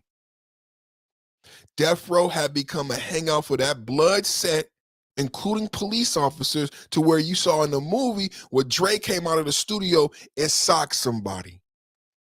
And Dre wanted to leave because of what Death Row had become. Rest in peace, Nate Dogg. Rest in peace, Nate Dogg. Nate Dogg said, I would not go up to Death Row without a gun. Offset said, I haven't been up to QC in 2 years since he was jumped by Lil Baby in 4PF and he didn't receive support or backing. He didn't want them to call the police. Somebody call the police. Look at this. Holy. Somebody call the police. He wanted Quavo. Quavo didn't want to rock the boat. Now we learned Quavo was part owner in the Migos. He didn't want anyone to call the police, but he didn't feel supported after that. He knew it was over. He saw it on the writing on the wall when they weren't supporting the album and the solo projects. They backed off of Cardi B, which is his wife, and they were full steam behind Lil Baby. So he left. So well before this, you guys, the Migos was over. The Migos was over. It's the first person and the only person talking about this subject who's giving you this perspective. Contractually, the Migos were done. Contractually, the Migos were done. They were done contractually with QC and with each other. That was Offset. Offset killed the group. He didn't want to be in the group no more after they didn't have his back after getting jumped. Facts. That's what I'm saying. Somebody challenged me on that. Okay, so y'all got that, right? Y'all understand it now? Do you understand the precarious position this puts Quavo in as an owner of the Migos? And the actual Michael Jackson of the group? Quavo was the one who was supposed to go solo and be a solo. He was supposed to be the Lil Baby at QC. He was set up to be Lil Baby, doing songs with 2 Chainz, with Post Malone. He was set to be the Lil Baby. Everybody was waiting for it. The record companies, the radio, everybody was prepared and okay with Quavo going solo and being the next big thing, because we need a big thing. But Lil Baby came. Quavo didn't know what to do. He's Michael Jackson. It's Michael Jackson time. You know what time is it? What time is it? It's Michael Jackson time. Oh! Y'all know what time is? It's perfect time. So Quavo is exposed. Like a baby's bare ass. Quavo is exposed.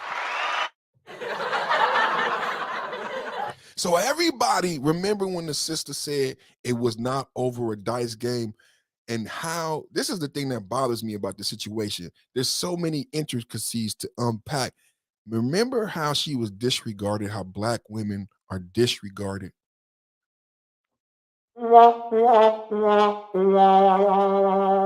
Remember how she was disregarded? She said this was not about a dice game. This started about an argument in the Fifth Ward. And she didn't tell us what it was about. But the way she spoke was like this was a lot more serious and a lot more intimate. So let me put forth the rest of my summation. Quavo was exposed. Remember the foundation I gave you was Snoop Dogg. Snoop Dogg was in the same position. It's dangerous for the Migos at QC at this point. It's dangerous in Atlanta for the Migos and any rapper at this point, unless you have protection as a hoe, unless you have a pimp to protect you, unless you down with QC, down with YSL, down with YFN, down with Future.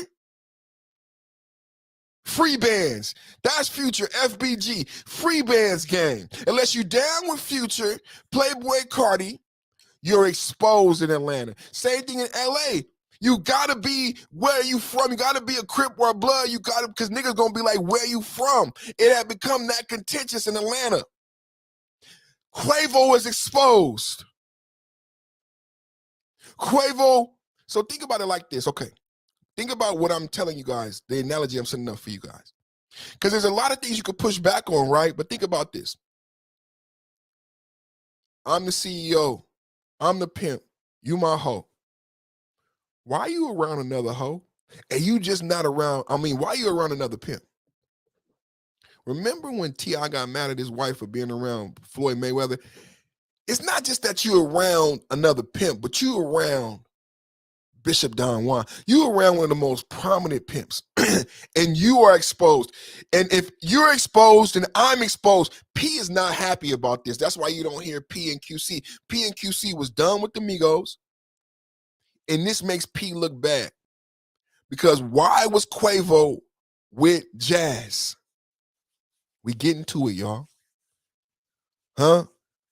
We get into it. Why was Quavo with Jazz? My bitch. Because if Jazz is a good pimp in that car with the gun on the seat, we talking about pimping and hoeing. Hey, that solo project Quavo with you and Honcho Jack, who's from Texas, Travis Scott. Yo, we need to do another one of them and get your solo project out. Hey, Cactus Jack needed. He got that flack from the Astro World. Look, I could provide you protection. You can move to Texas. You got all the houses, the bitches. P can't fuck with you in Texas. I can get you out of that contract with QC. I can get your solo project. We might even be able to get Offset back, get the Migos rocking again. Fuck with this mob tie shit. You see what we did for 2 times? He's still fucking with Bread Gang and mob ties, so you can still have your own shit and fuck with mob ties. Snoop went to Master P because it comes to, well, I want to leave. P, I want to leave QC. Do you see how P treated Offset when he wanted to leave? Nigga, you can't leave. Where you gonna go? Little Baby in the video laughing, even knowing that they beat him up, threatened him, attempted to kill him, extort him. We don't know all of this, but this is what's going on in the background when P and Little Baby is laughing at Offset, wanting to leave his business. I paid the money. Why can't I leave? Because it's not business. This is the MMS show. This not business. We simulcasting live on 3 channels right now. Perfect Timing Podcast, Perfect Timing Podcast Live. That's my backup channel. I'm also live on Facebook right now under the moniker Patrick Potter, PATRICK PODDER. And that, hey, yo, did y'all notice that I changed my name to Perfect Timing TV? Yeah, it's easier to find me on the Perfect Timing Podcast, but I changed my name to Perfect Timing TV because we on TV, bitch. So this is the thing. Even if you believe, even if you say to me, Perfect, Quavo didn't go to Texas for those reasons. If Jazz has half the intellect and business acumen that I have, Jazz has the knowledge because it's common knowledge, right? This is how you get ahead in business. This is how you become a billionaire. This is how you win in business. You got to know more about the business deal than the other guy in the deal. That way you have what they call leverage in the negotiation. Holy shit. Holy shit, I'm cooking, Tracy. Then you have what they call leverage in the situation. So let's say Quavo didn't go there for that. Let's say Quavo is that stupid, which he's not because he's part owner of the Migos. Let's say Quavo goes there to party. Jazz is not there to party. He wasn't even at the party. Jazz is about business. He found Drake still making money off of that. Jazz is having a conversation with Quavo about business. Business. Quavo, I know you unhappy. Offset already left. He gone, bro. The Migos is done. The Migos is done as far as QC. This is the conversation Jazz is having with Quavo. It doesn't have to happen that night. We don't know when this conversation took place. We don't know who initiated it. Look, bro, the Migos is over. Contractually, friendship-wise, with Quavo, you not done. But you can't be in Atlanta no more. They got RICO. They got murder. They got indictments. You got to get up out of Atlanta, Quavo. I can provide for you what Master P provided for Snoop. This is a hell of an offer. This is a hell of a deal for Quavo. I need to get out of QC the same way Offset did, and I want to be able to be protected to continue to hold and make money, just like Snoop. Jazz is a bona fide pimp or a record company producer telling me that he can protect me on the track for a percentage of my money. I believe what happened in Texas is that something went wrong with the percentages. I said that from the beginning. I said it wasn't Migo Benz. I said it wasn't the Atlanta Cats. I said I think something went wrong with the percentages. And now we see that it was a Mob Ties associate. I said in my initial video, I believe Quavo backed out of the deal. I believe Quavo backed out of the deal. I don't know if Quavo had took some money.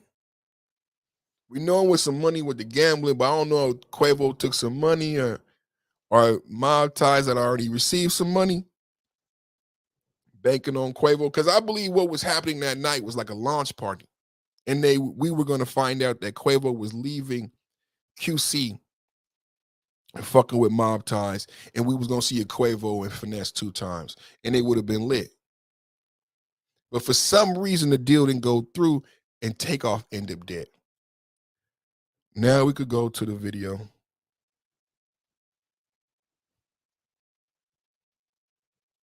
Now we could go to the video of the guy who they claim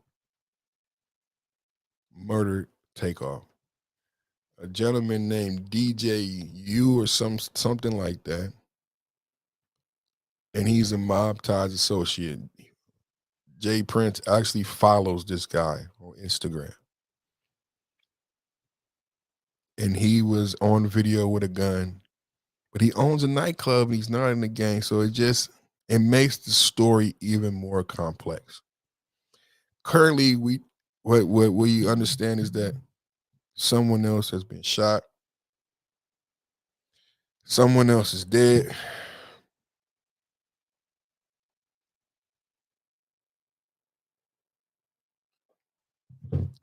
We don't know how many shooters there are, how many guns, but they're saying that DJ Pat, that's his name, DJ Pat. They said that this guy is a shooter, but Little Cam is also, you'll see in the video, as a person of interest who had a gun. That's my synopsis of my take. I wanted to say it again because I haven't heard anyone intelligently put together what and why, what happened that night. So I know I was excited during my first video, so I wanted to share one more time, slowly, succinctly, what happened, why I believe what I believe, and the foundation for my beliefs, and put forth the facts of of what I'm basing my beliefs and my theory on. So let's take a look at this video.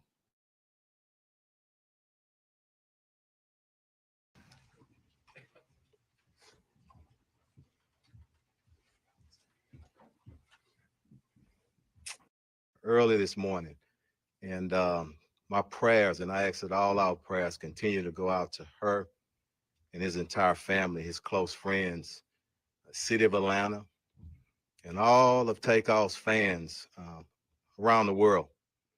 We lost a good man, and I didn't have the pleasure of meeting him, but everybody, the hundreds of people that I talked to, spoke on what a great individual he was. We have a special relationship with the city of Atlanta. I want to make sure that stays intact. I want to thank them, the family, and everybody else for patience, allowing us to work through the evidence and the facts, which is most important. I also want to thank our investigators.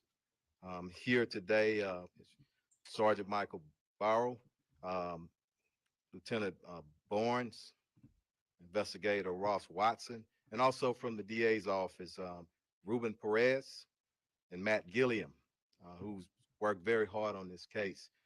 All of our individuals, our divisions, our homicide division, thank you.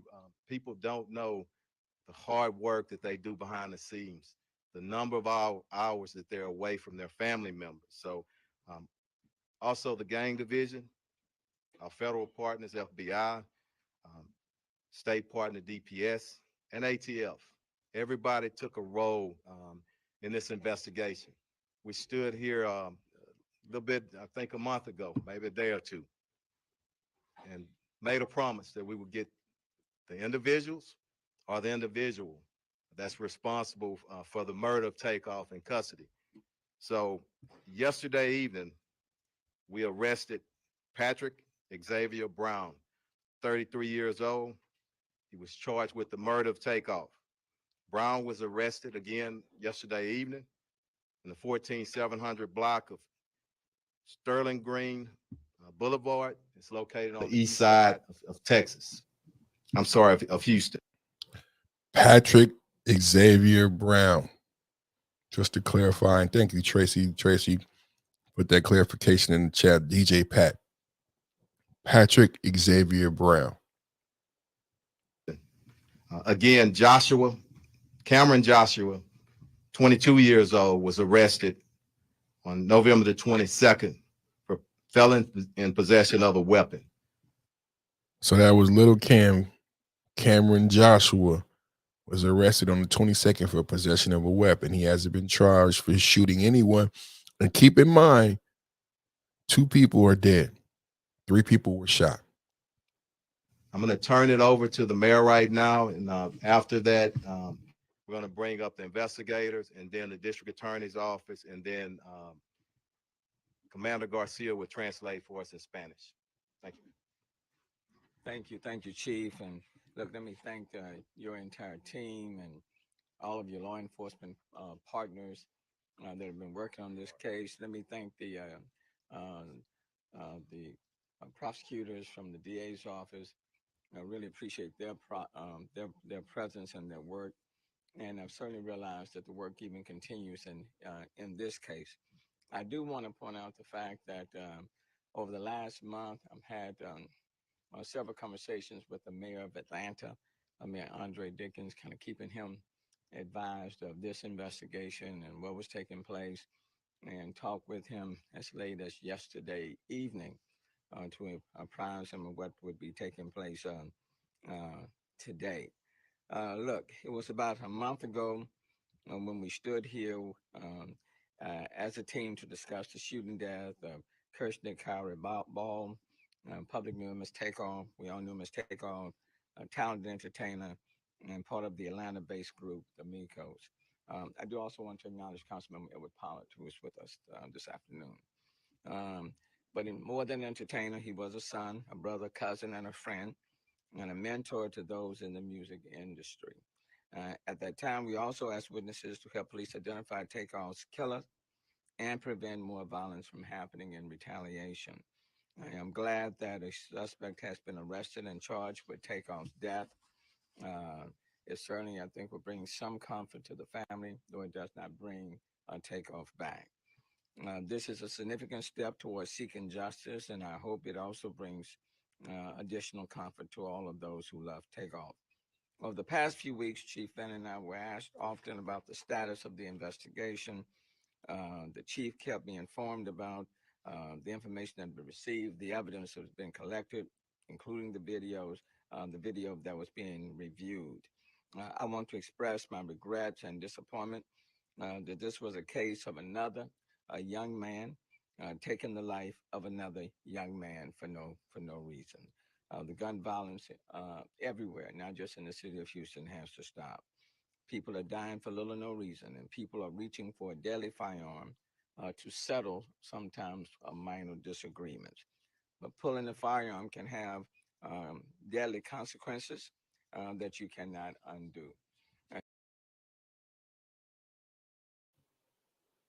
I'm not a fan of this guy. He's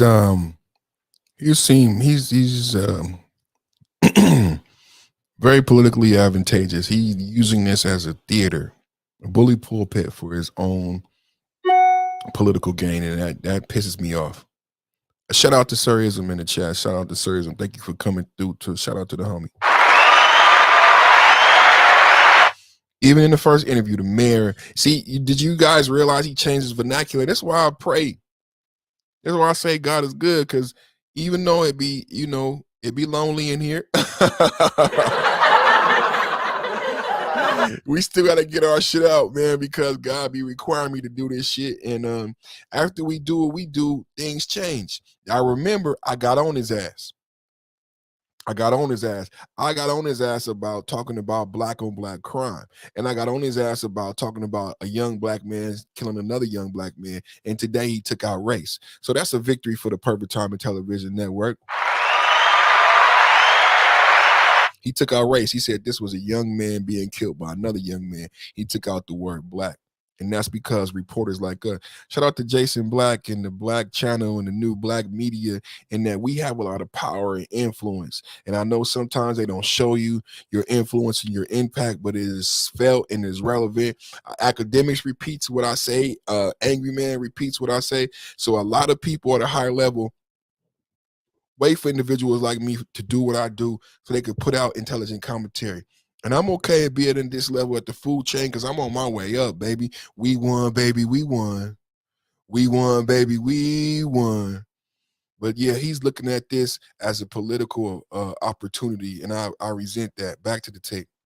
And so I'm glad that arrest has taken place, that we do have someone in custody.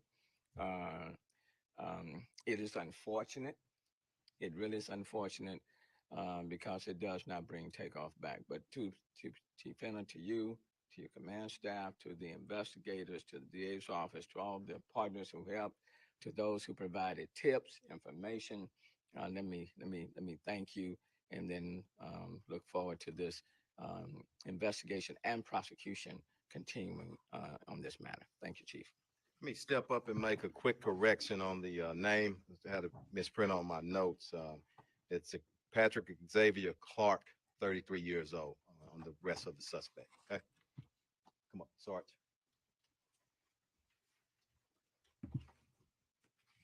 Good afternoon. Sergeant Michael Burrow with the Homicide Division. The chief was very gracious in recognizing a lot of the partners that we were involved with in this case. I did want to recognize a couple of other people that or organizations that helped a lot with the investigation. The Houston Forensic Science Center, our lab rats, so to speak, the people that do our forensic analysis, they work behind the scenes a lot. They don't get a lot of recognition, and they helped us answer a lot of important questions in this case when others would not. That includes our firearms section, our latent print section, and our crime scene unit. Quick note, I know there's going to be a lot of questions about the investigation. The investigation is still ongoing. We still have a lot of people that we're trying to locate and talk to, so we will be a little bit short on details here. We probably will not be able to answer all of your questions, but I can tell you, to confirm some of the speculation that's out there, the event was a private party. There was a lucrative dice game that went on at the event. There was an argument that happened afterwards outside the bowling alley, which led to the shooting. I can tell you that Takeoff was not involved in playing in the dice game. He was not involved in the argument that happened outside. He was not armed. He was an innocent bystander. So the police are still playing into the narrative that there was no type of controversy beyond the dice game and the argument that happened locally. So I know that debunks everything that I put forward, right? But I believe, like a lot of the OG gang members have said, no murder like this occurs unless you have a conversation first. So what a lot of people have put forth is that the argument and everything that was all part of it, right? And I think because the investigation is not closed, he's not giving out all the details. He's only giving out details that you have. If you believe that the murder is pertaining to the dice game, that's all he's telling you right now. But he has to know that there's a deeper motive in the dice game and the argument that preceded the shooting. That was not the case. That was not the case. A lot of people said that with Nipsey Hussle. That shit bothered me. Oh, shit like that happen every day in LA. That's just LA. That's just LA. That shit like that happen every day in LA. Turns out it was extremely complex.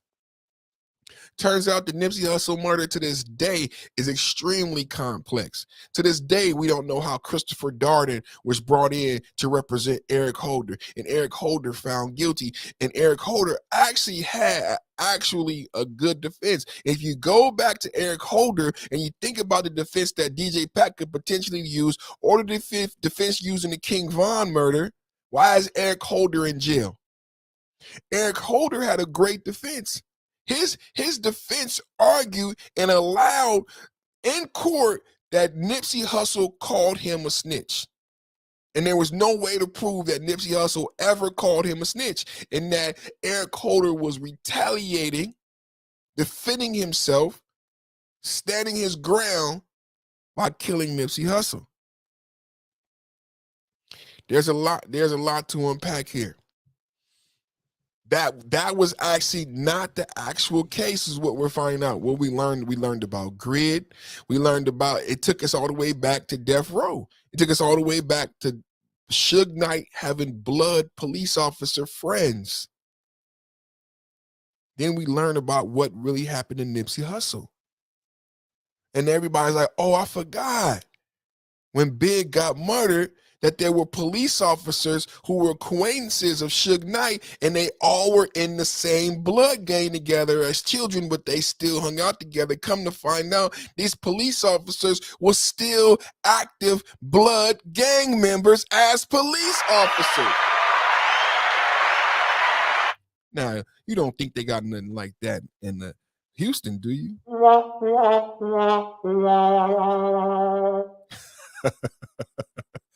You don't think Rap-A-Lot, Mob Ties, and Jay Prince and Houston Kingpins don't got no kids that they helped graduate from school, busted their knee as a football player and possibly on the police force, do you?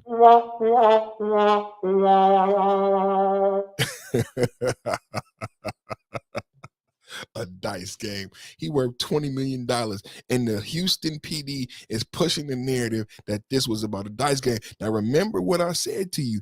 The sister came online and said it was not about a dice game, but everyone, including the police, is disregarding that sister. She said, I was with them the whole time, and this was about something much more intimate, and that argument started in Fifth Ward earlier that day, which makes sense to me when Quavo says, I don't want to play no damn basketball. We was talking about basketball yesterday. And everybody's smiling because this was all part of the setup. Just like DJ Pat, someone who's not a known gang member or shooter, being named the shooter, I think it's just saying that perfect. Out of all the theories out there, your theory seems to be the most logical and viable theory as to what happened. And it kind of points, I haven't said who did it. If you notice that, I've just put forth my scenario up until that night, but it kind of points toward the individuals who would try to put forth a patsy. I believe DJ Pat is actually a patsy. DJ Pat is short for Patsy. Back to the video. Standard. Some important case factors. The chief was mentioning some of the timing here. I mean, we've boiled it down to over 30 people that were standing outside. We have an exact number. We're not going to put that out. When the shooting happened, literally every single one of those people left the scene without giving a statement to police. We found a few of them that night. We found others since then. But it's important that those people come forward. And we're still looking to talk to a lot of those people. And we will be looking to find you. It will be easier if you come find us. It'll be easier for you. It'll be easier for us as well.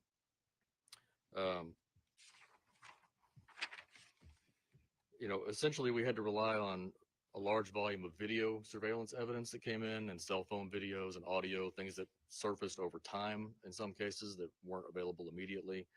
We had to sift through all of that and use physical evidence and use shooting reconstruction and confirm a lot of our ballistic evidence, what weapons were involved, things of that nature. And through that, we were able to deduce that Patrick Clark is the lethal shooter in the case. That's why he's being charged with murder.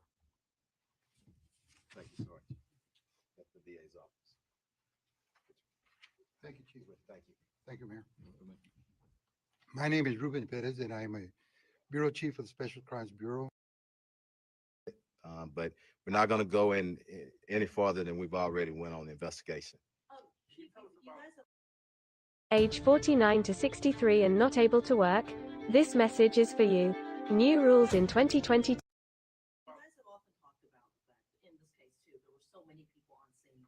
They don't come forward, they leave, and you guys had to sort of work backwards. Were there any witnesses who were helpful, or did you basically have to construct all of this from the I can tell you, sources of video, bits and pieces of? I can tell you it's outstanding investigative work on this. Not a lot of help for people coming up and stepping up, but I don't want to judge them, but they do need to come in. Because we know who was on the scene, and we will be contacting and reaching out and finding those individuals. This is a murder. And if you left because you were afraid or whatnot, I don't know the motivation, but you do have to come forward and give us some information. And that could come through grand jury subpoena as well. So. Was Takeoff the intended target, or was he at the wrong place? We already, it's definitely wrong place at the wrong time. No evidence whatsoever to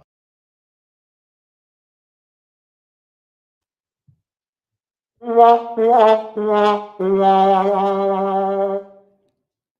place at the wrong time. I think that's the most damaging piece of this whole press conference, because it exonerates Houston and the Houston PD and the Houston black elite. Y'all got to understand what's happening in Atlanta. I don't live in a black metropolis. I don't. I live in the melting pot. Northern California is a melting. I don't have a city like, Oakland is the closest thing with 100 black police officers, and Oakland is not the Oakland of old. Oakland was the closest thing we had to a Houston, to an Atlanta, where the judge is black, the court reporter is black, the bailiff is black, the lawyer is black, the public defender is black, the DA is black, the crook is black, the witness is black, the defendant is black. Everybody black and the black. I don't live in that. So by him going with the narrative, which is extremely dangerous, because it says a lot about black men. Think about what he's saying. Think about what the narrative that wrong place and wrong time says. These niggas is wildfires. These niggas is wild animals. You know these niggas that go off and be animals at any time? Huh? Takeoff was in the wrong place at the wrong time because black men don't know how to comport themselves in an adult fashion. And if you're around them, you can be killed at any time. That's very negative. I don't accept that. I don't think any of us should accept that. Takeoff was not in the wrong place at the wrong time. He was murdered, and it was a plan to murder him. This was not coincidence. Same thing with Nipsey Hussle. It was not coincidence. PNB Rock was not coincidence. The OG said on the other podcast, nothing like that happens without a conversation first. This was not just a happenstance. And to suggest to the public that Takeoff was not in a dice game, that Takeoff was not in an argument. Think about how insulting that is. A black man in a dice game, somebody gonna get killed. He was in the wrong place at the wrong time. Do you understand what that says by saying he was in the wrong place at the wrong time? That he was around black men gambling, and if you're around young black men gambling, you can get murdered.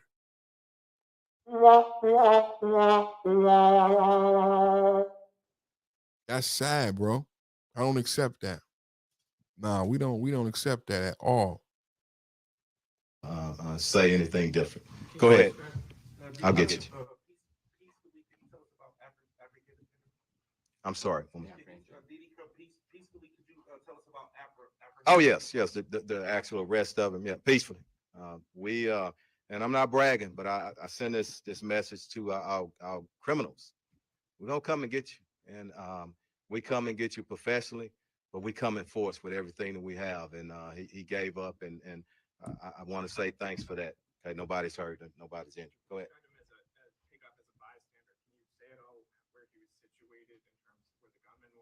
No, we won't go into it, but he was actually on the scene, and we all know it. There is some video out there, but we're going to stay away from specifics right now. Go ahead. We don't know. Yeah.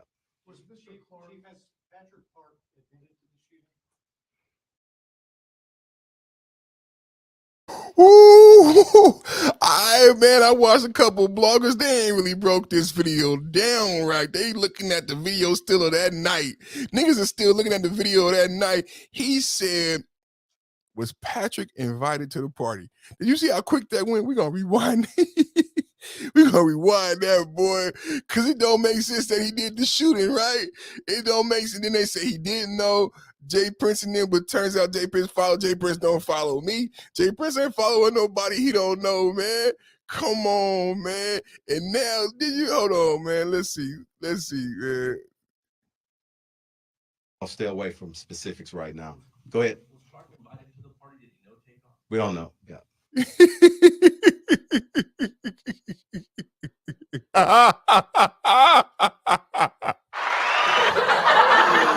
Ooh, shit, that's a good reporter right there. That's a good reporter. I'll play that again, y'all. I'll play that again.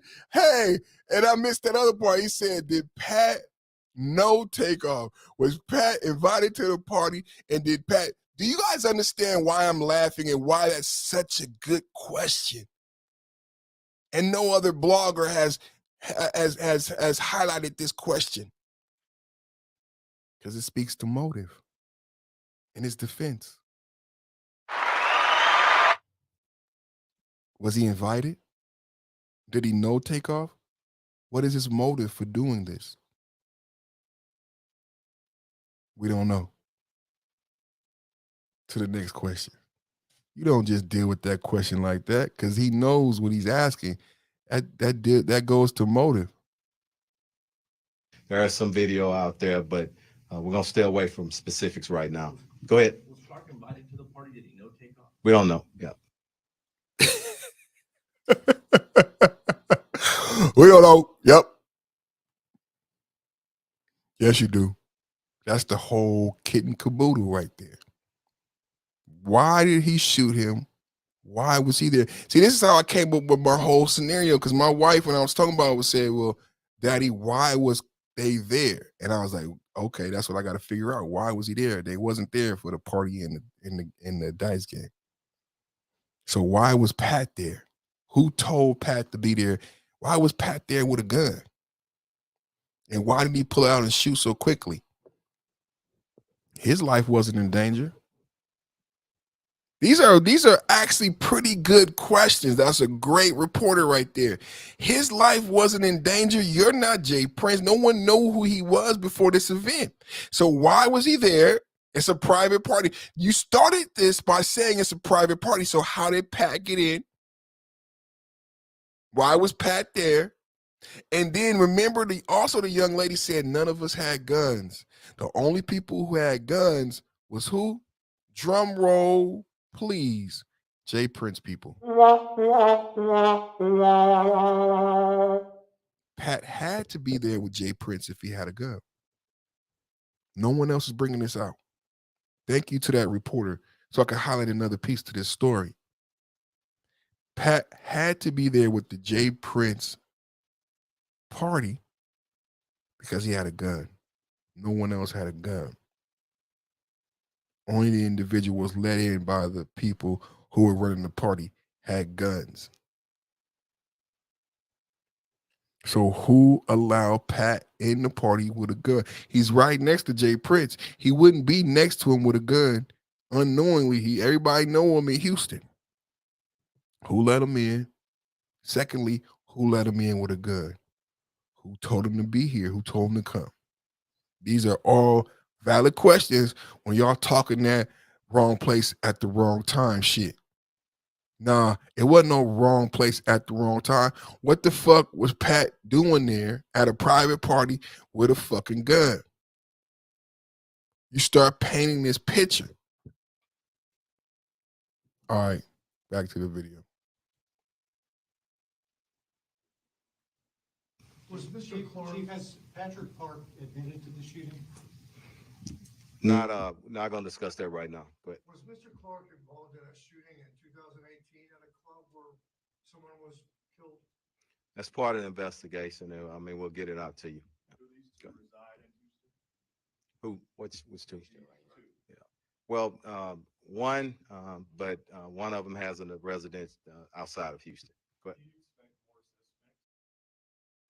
Trying to start an Amazon business, you're doing it all wrong. See, everybody's doing the exact same thing, selling.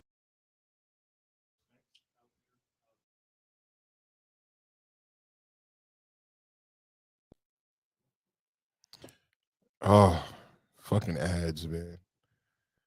Rest in peace, Takeoff. We're going to go to the last story. If I don't know if y'all saw Miss Perfect Timing called me. She on her way home with my babies. And y'all know priorities. So let me go ahead and run the jewels on this last story. Y'all know I gotta do y'all know when I was going live every day, I got like a let me see. I don't even know if I still got my Tory Lanez shit.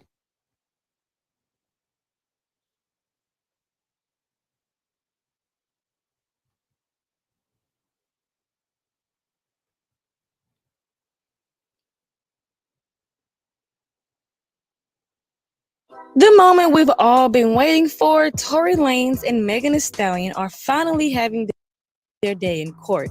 Now, recently... Let me bring that back for y'all.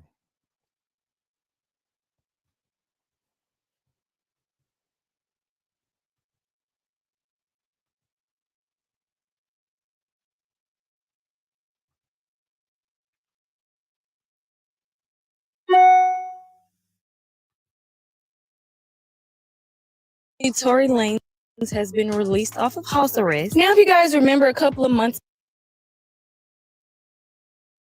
ago, Tory Lanez called himself putting his paws on August Alsina, and that is the reason why he was put on house arrest, because he already has this court situation going on with Megan Thee Stallion. Now, Tory Lanez recently went live and showed him getting his ankle monitor removed. What's going on? All right, can you put your leg on? Yes, I can. Today, huh? Today's the day. Get it out of here.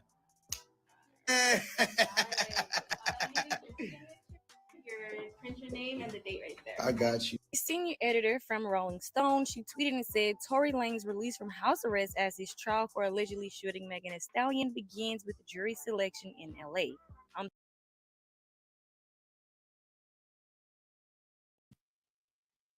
So that's the first update.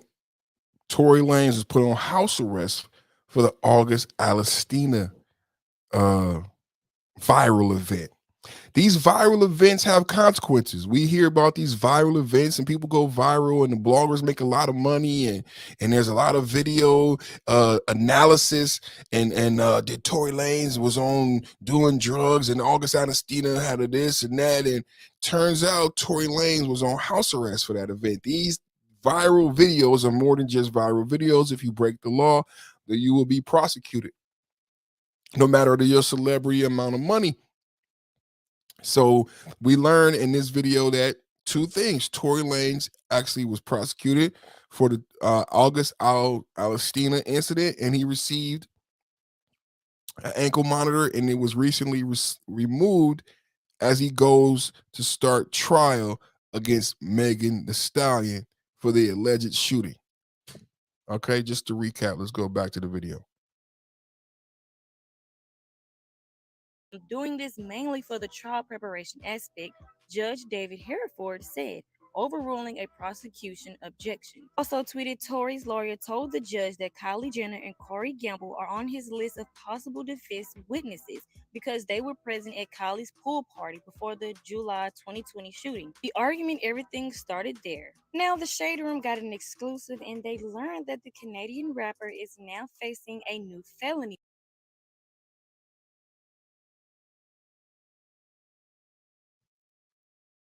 That's the second or third update I want to share with y'all that I just learned today. So those two things we learned: he's off house arrest, fresh off the poach, and he's naming Kylie Jenner in the case as a witness because the party started at her house.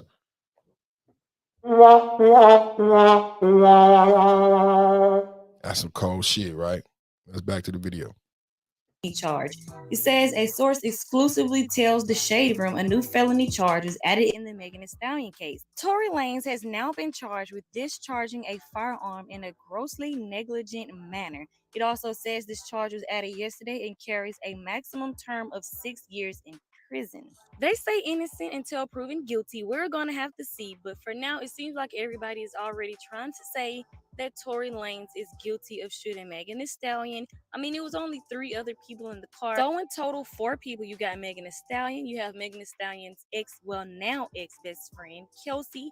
You got the driver, and you have Tory Lanez. Somebody did it, and I just want to know who did it because I am so tired of this situation that's been going on for 2 years. Anyways, you guys let me know your thoughts and opinions on this down in the comment section below. Make sure you guys like, share, subscribe, and hit the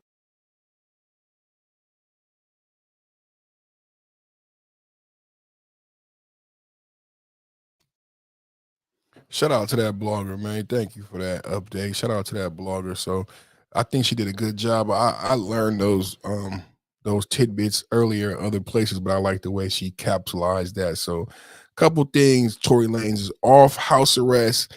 He was not placed on house arrest for Meg Thee Stallion. He was placed on house arrest for August Alstina. Off house arrest now. So congratulations, Tory Lanez. Free Tory Lanez. Tory Lanez is innocent. He didn't shoot nobody. Meg Thee Stallion is guilty. She said he didn't do anything. Meg Thee Stallion waited 30 days before she changed her story to all physical evidence was gone. I don't think Tory Lanez is getting a fair shake because he's not able to surmount a fair trial because she waited so long to change her story. It's not like she said it that night where he could hire a lawyer and go back to the place of the incident and recreate. Did y'all realize with the Houston incident, how they claimed to pinpoint this individual as they recreated the crime scene and the shooting using tape and the crime lab that they gave so much props to? So same thing with this. How do you recreate it? How do you, when you recreate it, who do you put the gun in the hand of? And you know there's no powder residue on Tory Lanez that he touched the gun or he had shot a gun, but there is on the friend. So Tory Lanez innocent. We're going to pray Tory Lanez come home real soon. Yeah, man. So this has been the Perfect Timing Podcast. Thank y'all for rocking with your boy. It's been a great little, quick little show. What we did, I think 2 hours and 8 minutes. We did 2 hours and 8 minutes, man. I want to say thank you to everybody for the new successes that the channel was having. The channel was doing astronomically well, astronomical growth. I want to say I hope everybody had a good turkey day, good holiday. I hope, this was my first Thanksgiving without my mom, so I was a little quiet. My mom passed away last year on the 25th. Her birthday was on November 29th, so this is the first Thanksgiving, first Christmas, first birthday. So it was a little, just family, and I'm going to do the same thing for Christmas, just family. Whatever my wife want to do, that's what we going to do, just family. Just being together is going to be the greatest gift, spending time with those individuals who are intimately connected to you while you can. So I want to say to everybody, have a blessed December. I saw a full moon last night. So we got that full moon energy out there. Y'all be careful. People driving crazy, sporadic.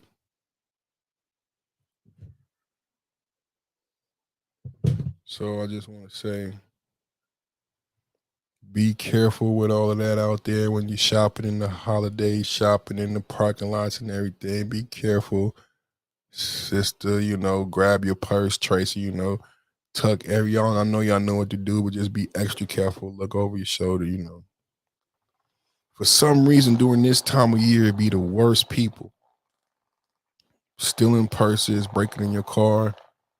During this time, people, you come from where we come from, we always say it's a test. And then you got the other phrase, long suffering. I say NSTC. No sleep till Christmas. So I've been real busy, and the consistency and the hard work has been paying off. Thank God for that. So anybody looking at 5.0, just know we just being consistent. There's no magic. There's no magic pill. We being consistent every day. Well, we got over 600 videos. It's a lot of videos. Almost 400,000 views. It's a lot of work every day, a lot of research I do. A lot goes into it. So I'm extremely thankful to the supporters and the subscribers. I want to say thank you. I know y'all won't hang around this long, even though this is a short pod compared to my other pods. This is a short pod. So let's get out of here, man. Let's say a prayer, man. God, we come to you tonight, head bowed, eyes closed, extremely humble and thankful. Ultimately humble and thankful because you have given so much. Grandma would say she got to the point where she had so many grandkids that she would just say thank you all night long. She could say thank you till the sun came up. And she stopped asking for blessings because she had been bestowed with so much. I feel like that. I've not been blessed as much as my grandmother, but I feel extremely blessed.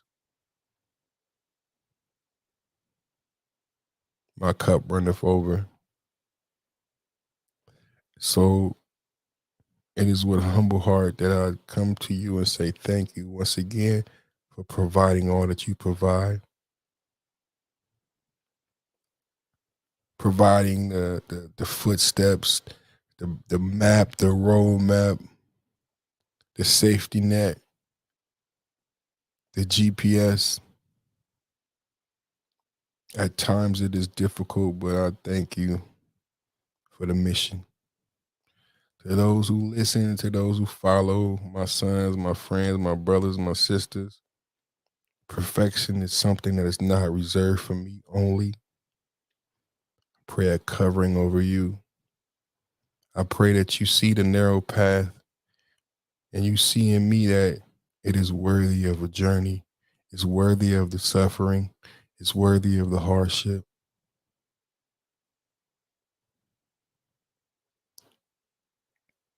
I ask all these prayers in his name. May everybody listening to the words be blessed. Safe passages on your endeavors and all that good stuff. Amen.